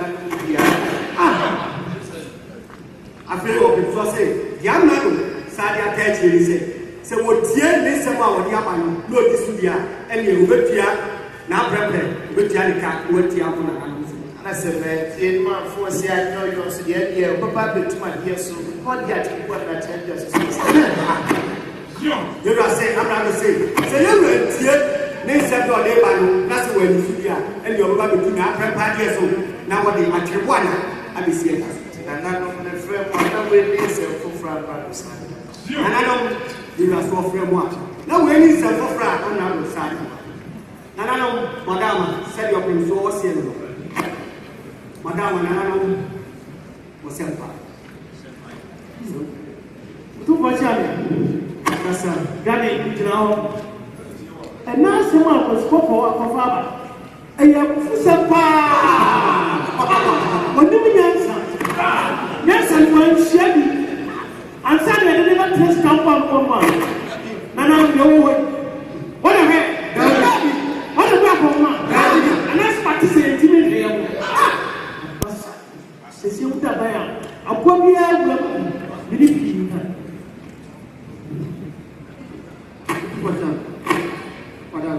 I just go feel like my friend Casa. We see, and several countries. I'm not in Detroit. They say, me. Now, I'm not saying, I only see in my Debbie. What about Debbie? You're right, madam. Let your command is here. You're not going to come. I feel so. I feel this easily. And you hear, you probably are the friend of Taylor at the abattoir. Yes, I was when you were happy. Then, Penway, you were happy. As I see it, you get some Jim or for the farmer. No. Official could go now. But you see, Savannah said what I was so sad. I was going to call your data. So soon, I it's your mother, someone you look down. Say, hopefully, someone here, which you know. Yajina was for Quato, you were trying to come to me. And I asked my best at the moment. Then you have a ticket. It's a party. I guess I don't know what I put a book. And then what did it tell? That is in the attack. And I said, a big car carried that. And Papa, I'm not Mampo, Cocofu. That is it. Near dancing, I would think at the water. And I'm going to say, that is the same with you. Give me that. Maybe it's a problem. And I'm my own court. I will say, I won't put in my hand. That's what part my you or the baby. Yes, my mind.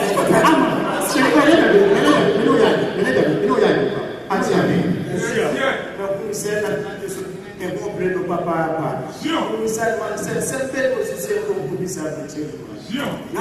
Madama said an upper person, or so to say, sometimes you want to have the jail.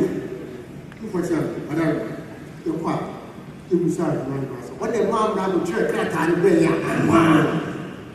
think what on top said, or what will you do? Not what to do. You are Madama said, and I'm essay. Say, Amrado above for the corner, so on the cancer. I am above one of our and now, Madame, I said, you are saying, Madame, you can't have to tell him, I said, you're such a very night. Open him and your money.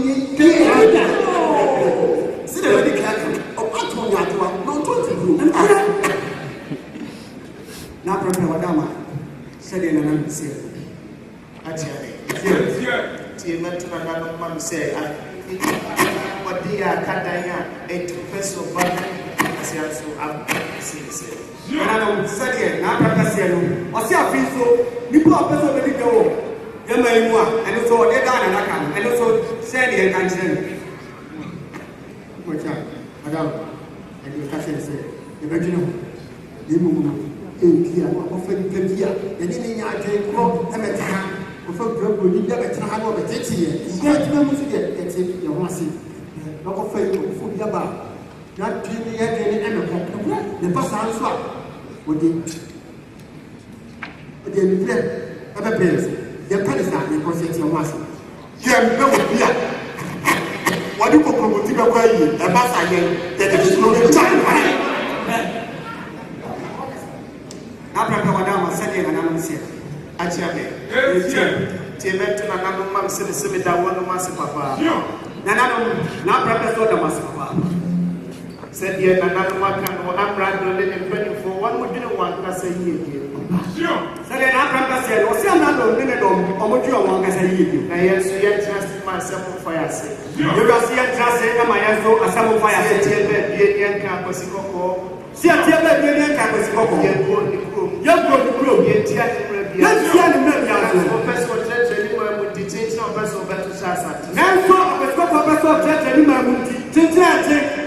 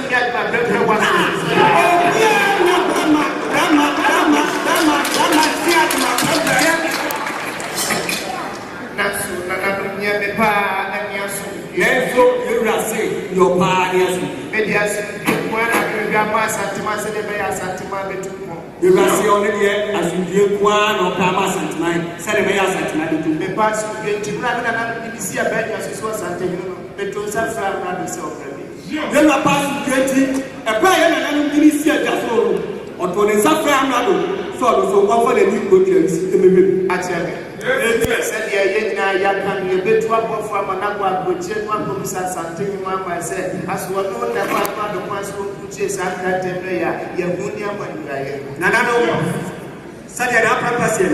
What's the other trouble for? I'm walking with J. Mao. What could be son? So, no man, not a pine. So, good chase after you from there. A chain, your truth. So, Casa, you are why I am a phone to phone one session and Tiaman and Yaman. You are so did you say your own man not a pine? Yamaba for the truthful. What church Asante, I'm a ready money. Catch a cosa. Miss Catch a cosa. You're a madam. Actually, what you put in gentleman. Was say on through a drive from the said young and son. And son. Sure. That's sure. Well, go for that's sure. Well, Kunuma, sure. Benabona, sure. Japon, Joe, I feel good. Joe, Joe, I bought for any family one more. Nanano, Sadia, now Prempeh, was a Sabo boy. I have to work. I mean, I go for a walk to a walk with Jane Mao. Never say, yeah, what you Nanano, now Prempeh say, what can we say, what you do, and 1 year the sanity will be out to work a madam. I shall be take it. You are seeing that walk it. I can't walk it. You are seeing that walk it. The moment fantasy. You are seeing what I say. I shall be say, I took it here. You are seeing what I say.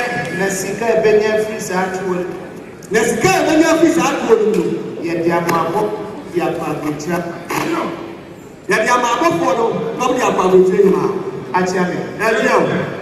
Mumusa banti mama memra meka sa meka tuonu mumse wo yiye nsa say na say matuani kwa basafu say etesi ogba wonu mudu ento mube alube na batri man ma say na Prempeh say no say for time the man tiora sa batman ka ba okwa na kama ndika na suya kwa yako na ye na namu ni yuko ma ko si ade kwa bujibem ya titiko na me ka se ya mi na namu na da kwa le tinabo na le tido na to mo tma tina kesi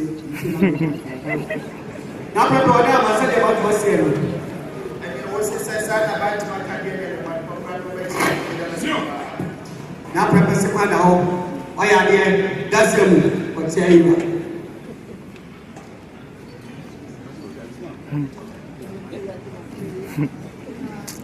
Wabema, na Prempeh wabema. Yeah, na Prempeh wabema. Yeah, wabema.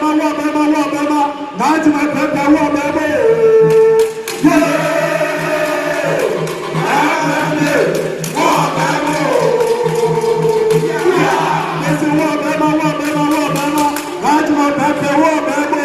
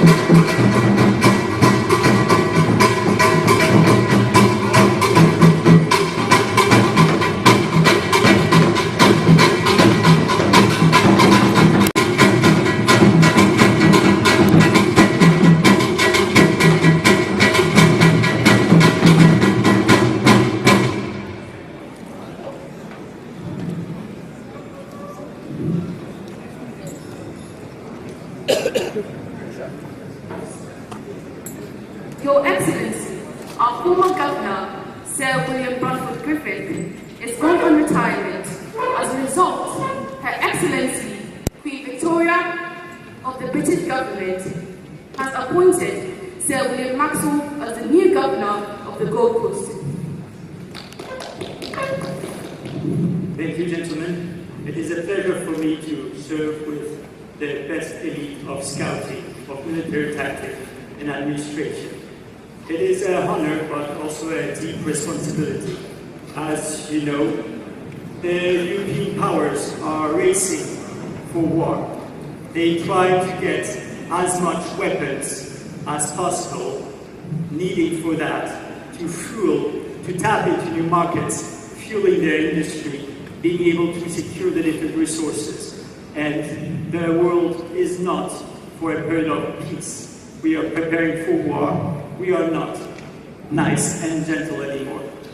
This is the reason why my first task has been given to come here in Cape Coast and to resolve once for all the Ashanti problem.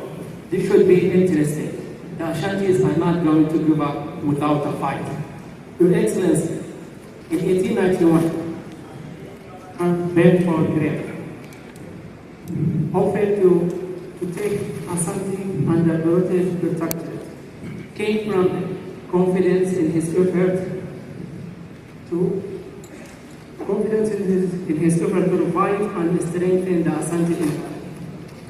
Declining the offer by saying, I might say this is a matter of a very serious consideration, and which I'm happy that we have arrived here at this conclusion that my kingdom of Ashanti will never commit itself to any such policy. Ashanti must remain independent as it all, at the same time being friendly with all white men. Exactly.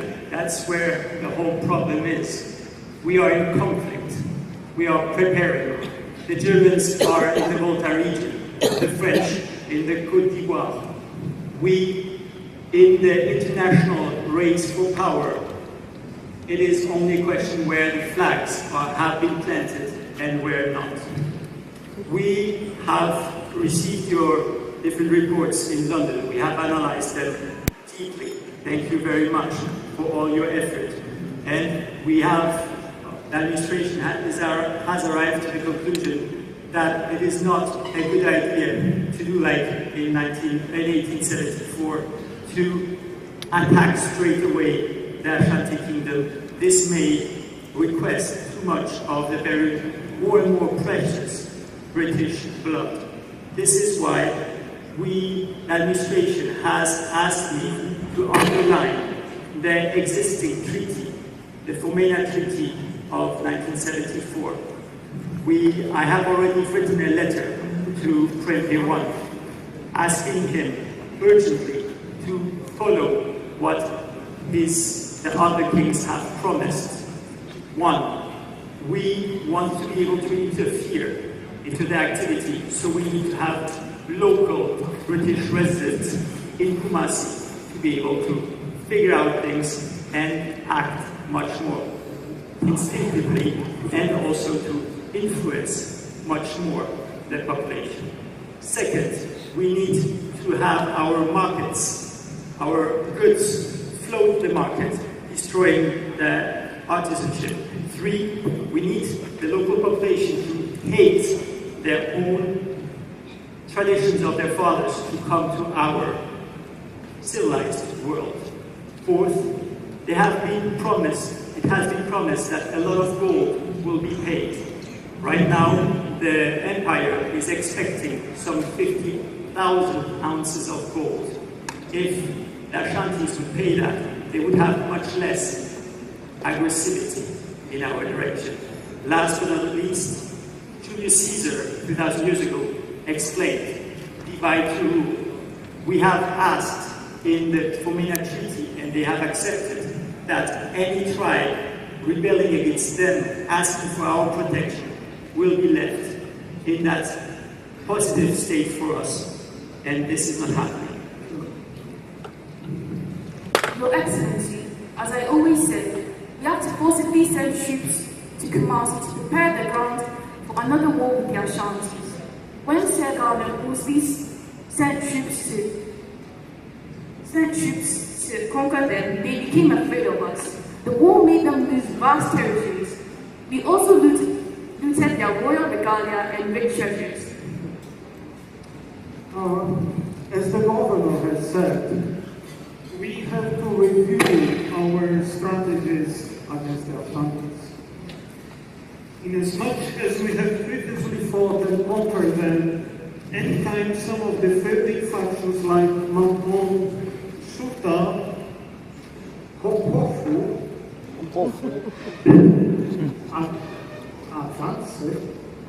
attempt to join our government, and then unexpectedly they change their mind.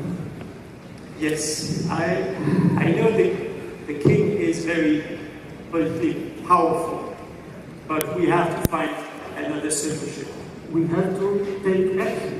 Exactly. Your Excellency, I think we have to send soldiers and arrest King Prempeh and put him in prison. Yes, this might be a very good idea. Your Excellency, you have a visitor. Yes. Your Excellency. Yes. This is Kwame, an informant from Asante. Be welcome, Otumfuo. You are welcome in this place just like yours. Hey, Abazima. I'm not listening. They can't tell that I'm a papa. Abazima, do what? I'm not a graduate. Really? The Basque will tell my papa. Say, our best one, Mr. Between my hat. Now, a great video was at Belmo. With the apprentice of the city, I what to never hear. So I want to buy.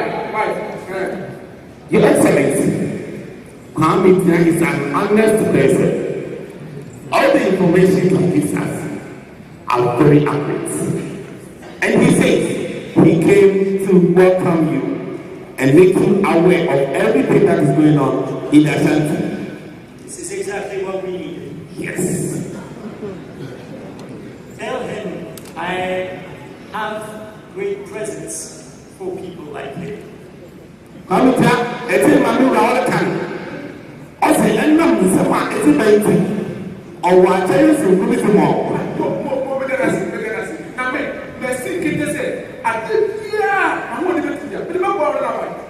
Okay. So, as an informant, I would need to know what is the latest development in that Ashanti Kingdom. As we have the desire to bring the Ashanti Kingdom into modernity, knowing the fact that his desires will be quite part of our efforts. I'm about to say, I'm going to tell you, about some guys are coming into. I'm not a graduate.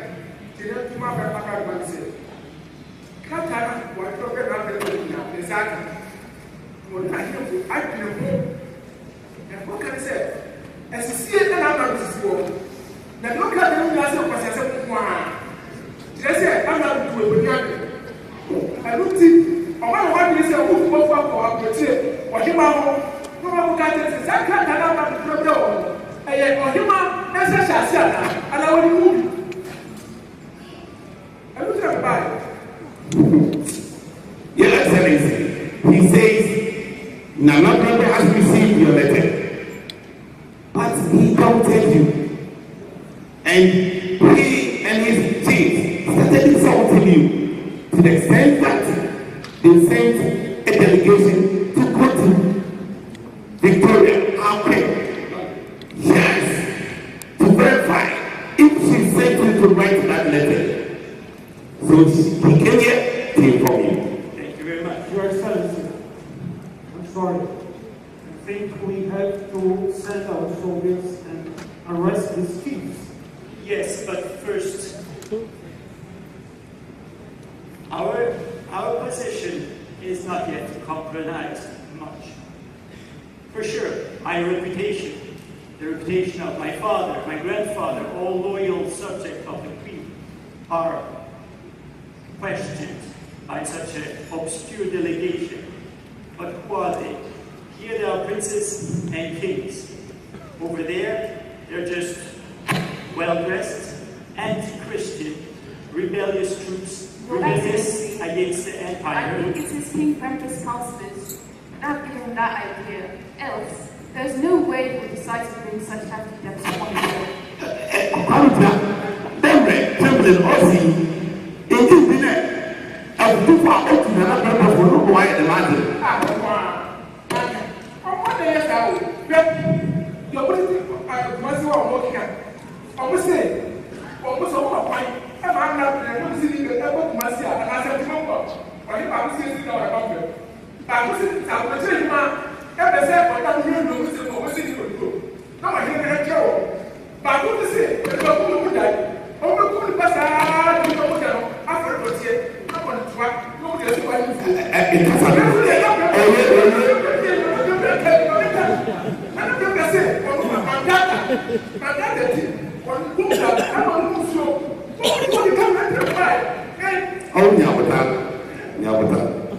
I will just tell Otumfuo that I have increased the present because of his goodwill.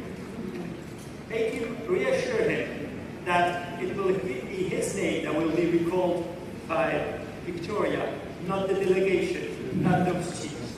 Tell him, please follow you to our head officer so that he can give the name of all those sub-chiefs that are trying to interfere in our politics. He is greatly rewarded for this. I'm going to do what the man or little. Hey, Tim. The one trip. Our net is waiting. Then I am back. One is so good to power at the money. How about waiting the back to wait?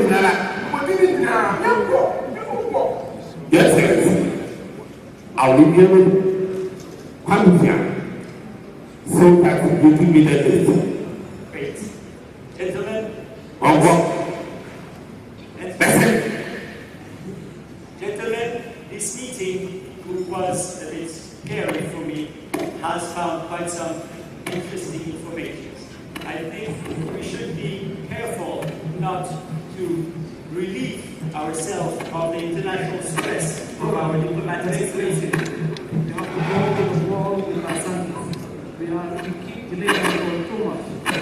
We are going, but we need to stay calm and find the best way possible. With all the different ways that Nicholas Machiavelli has taught in his book, and this is what we are going to do. So please stay alert and think about it. We are going to act.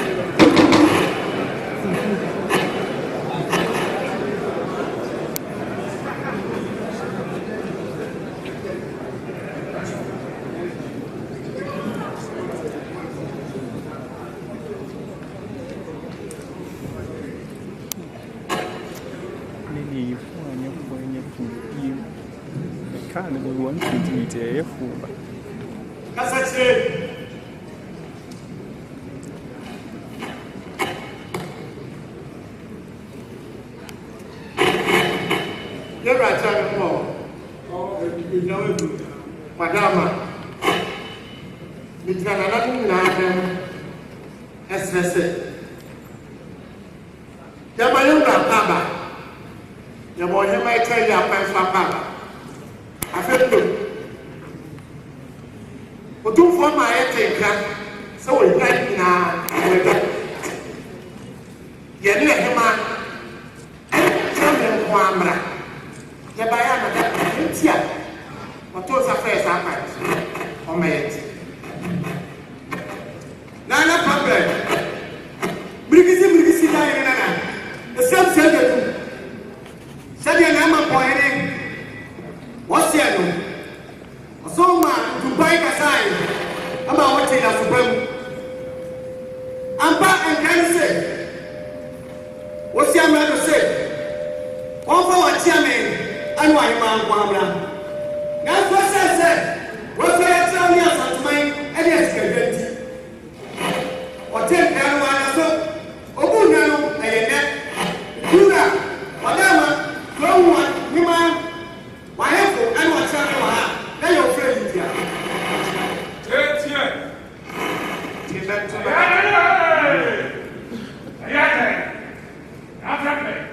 Why is that to me? What could my territories? What could we soup you?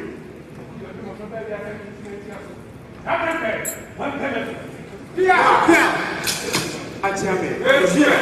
The mentor and none of myself sitting down what must say some to suffer what you say. None such an appropriate, so I must say, so to the suffering would you see? One of the cat and no more years here to a book for say, what was here by the minute of man of Edwards at Timas. You're not some back and who is here. Then I have to go the room, say and drop off for now go see Amrado, and they don't want to know Santimas. Yes, I'm both for the same man, brother, yes, I feel as Santima, you have to say, oh, but near Pandem, senior person, the better of Masano, I feel you're betting the number. You just say, Yama, I'm not a footy. Say, Obunyamaya, I said, or black better Masi, said in Sierra. I say, I sent my place.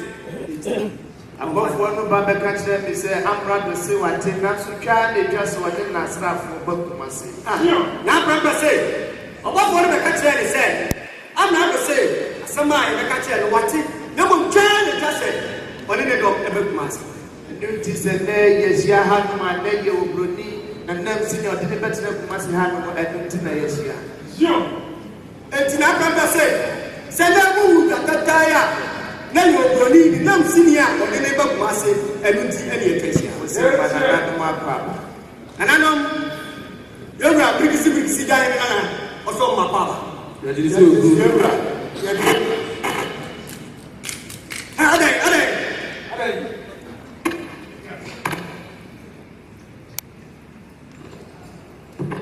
You're whatever I am one man to say, I'm not about the blue. Or they are going to form getting a one.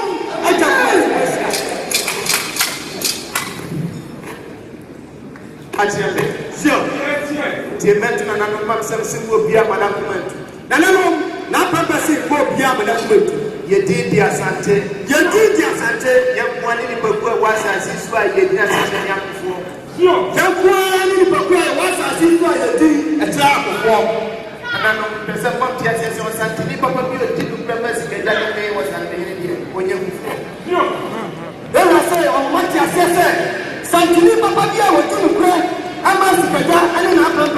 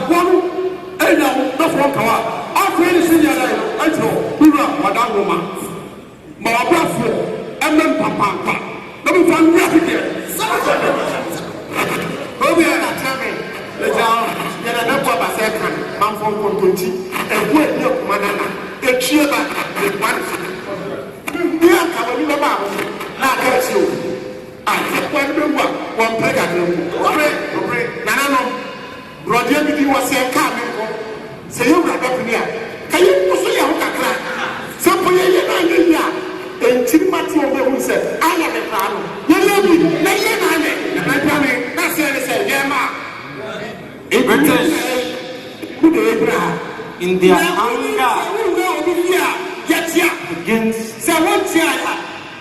in their anger towards Nana Prempeh for defying them, for resisting them, arrested him, his chiefs and his family, and exiled them all to the Seychelles. In order to do that and take control of the Asante Empire, they painted Asante cultural histories as vile and evil. They painted a cultural practice like human sacrifice as barbaric, and ironically such sacrifices were not unique to Africa.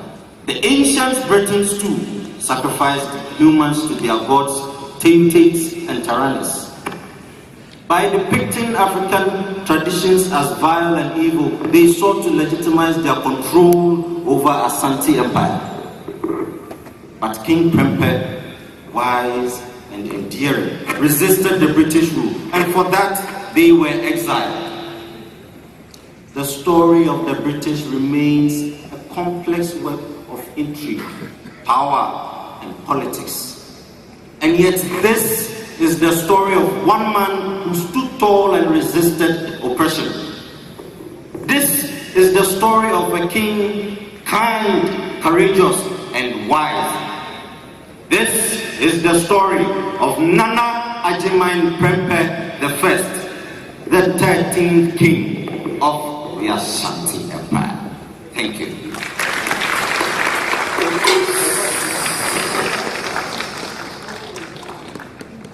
Your Majesty, Your Excellencies, distinguished ladies and gentlemen, Your Majesty, if it pleases you at this point, humbly I ask that as many as can, we observe the celebration of those who parted in the Seychelles and could not make it home, for they too have been and continue to be the bearers of the heaviest burden for our freedoms that we enjoy today. This I so pray. And so we shall all rise, and for 100 seconds we shall not be silent. We shall riot, we shall roar, we shall clap, we shall celebrate and immortalize the memory of all who passed in the Seychelles and could not make it home. This is to our forebears.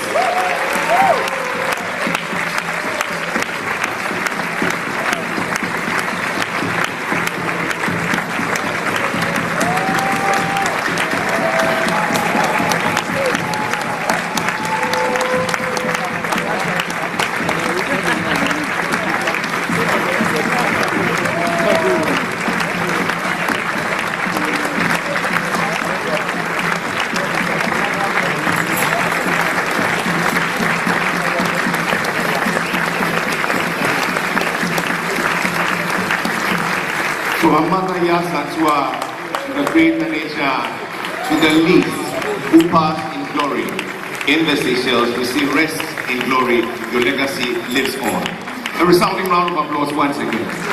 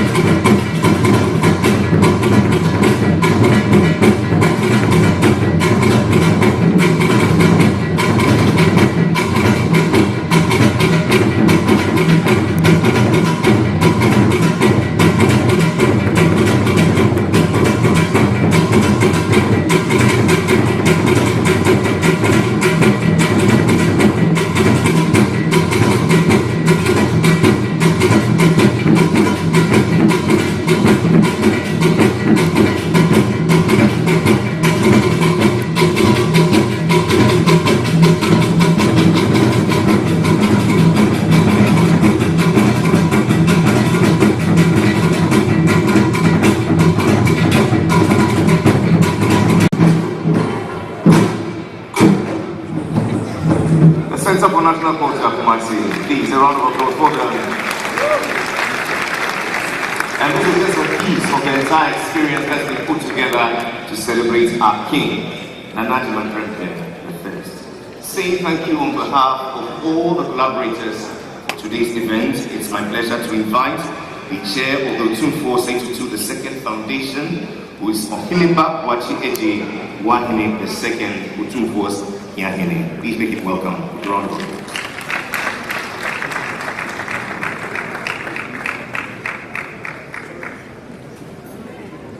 Otumfuo Seychelles II. Please permit me to express our appreciation for today's event. It is only because of your vision, wisdom, and resourcefulness that we can all experience today's activities. This has been the immense culmination of activities that started in February of this year, when we celebrated the 150-year anniversary of the Seychelles War, followed by the Grand Durban in May. And now we have the 100-year anniversary of the return of King Prempeh the First from Seychelles. Otumfuo, we can't thank you enough for the opportunity that you've given all of us to be part of this year's celebration. It has been a year that we can never forget. And for the Excellency, Your Excellency, President of Seychelles, Reverend Ramkalawan, and First Lady, thank you for taking time to cross the ocean, which our King Prempeh also traveled to come and join us today, and also for the next 2 days. It's been incredible. And for all Excellencies, former President John Otumfuo, Excellency British High Commissioner, and Ananum, we thank you all for joining us today. It's been unbelievable. What we've witnessed today is one that will go down in the annals of Asante history. We thank the Cultural Performance Group. You were amazing, just like you were in February. We hope to see the final and the full version of what you have displayed to us today. And for the eloquent speakers, Professor Chopa from Seychelles, Ivory Mendia, and the eminent speaker, Professor Adijemfi, the man with the vim. We really thank you all for your deliverance of these amazing speeches and presentations. The multimedia group behind us, thank you very much. Codibo Ensemble, really want to thank you for this expression of Asante culture and music and dance. And for the cultural group that gave us this performance, we thank you immensely. But before I finish, I also want to express our great appreciation to the Silver Jubilee Planning Committee, led by our able Nana Chair, Otumfuo II. And we thank you very much for leading us through the year from the beginning to now. The Silver Jubilee Planning Committee has been working in the background of all of this, made up of very Masabu Chubu Akudia, and Nana Ifa Pentin Kompata, very much Abua Mankwad, Kundinase, and Naji Koko Techi, Tuobodom, Nana Okitechi Amwa Otru, Kuntunchia, Tapikrum, and Naja Kumentifi, Mambo Hima, and Nana Jabin, Afrakuma Kisi Bodum, Abu Hima, Jamfua Safubuaji, Ajimambo Suakwamu, myself, Onibe Yahine. And then so as Pukuajiman, two Fuachiamehene, and I could say, Ura Kuntihene, Mr. Kofi Badu, the Chief of Staff, Mr. Endesa Hene, Mr. Chasetre, and Apukuajiman, and Dr. Mensa Bunsu. These 17 individuals have been in charge of all these organizations and then up today. And we're not done yet. We have tomorrow to go, which will be the Durban at Bujawi at Malaysia. And then finally, the Thanksgiving service, which will be the exact 100 year of the anniversary that we are celebrating. And it will take place at St. Cyprian Cathedral, where we will be honored to hear from His Excellency, the President of Seychelles, who will also double up as the preacher. So don't miss that. So thank you all for making the day and for coming to join us, and wish you all safe travels back home. And we wish our King many, many years of amazing wisdom and resourcefulness. Long live the King. Thank you very much.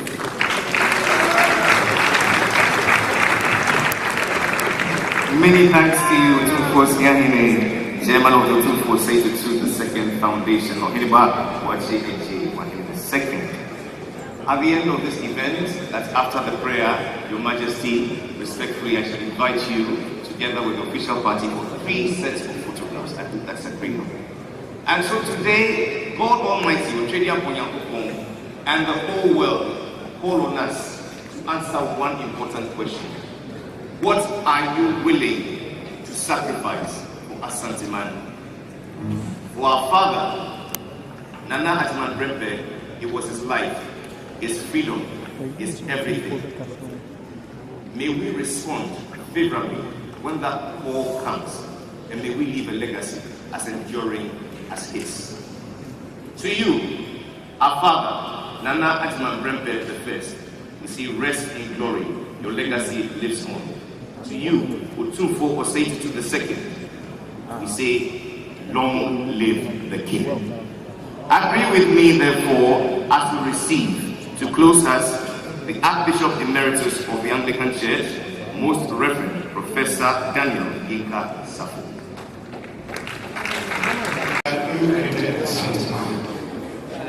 Thank you for the solid history given to us as a people. Thank you for the heritage you have given to us and to the nation which we share the world all over. Thank you for being with us at the beginning of this program, and you have brought us. May the Lord lift up the light of His countenance over you and give you wisdom. Now the blessing of God Almighty, the Father, the Son, and the Holy Spirit be amongst you, and may you and all your loved ones, here and elsewhere, this day and forever. Amen. Please, you can sit now. Seated, the first photo is with Otumfuo, Royal Highness Lady Julia, and Their Excellencies, the President and the First Lady of Seychelles alone.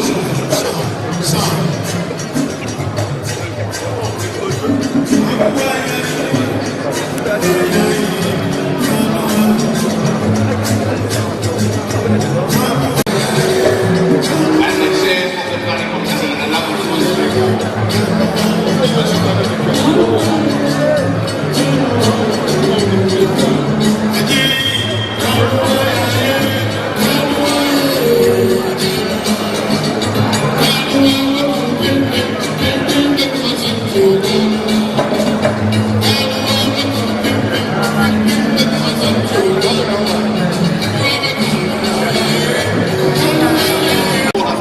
please, everybody be seated. Let me invite our speakers, the UNESCO representative, together with all our speakers, please join us.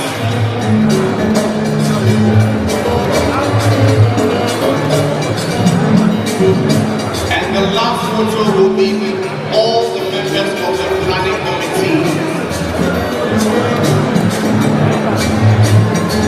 The last photo with all the members of the planning committee, please come on stage.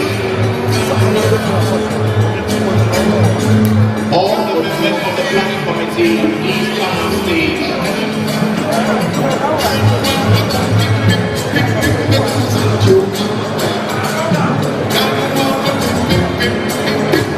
Members of the planning committee, please come on stage.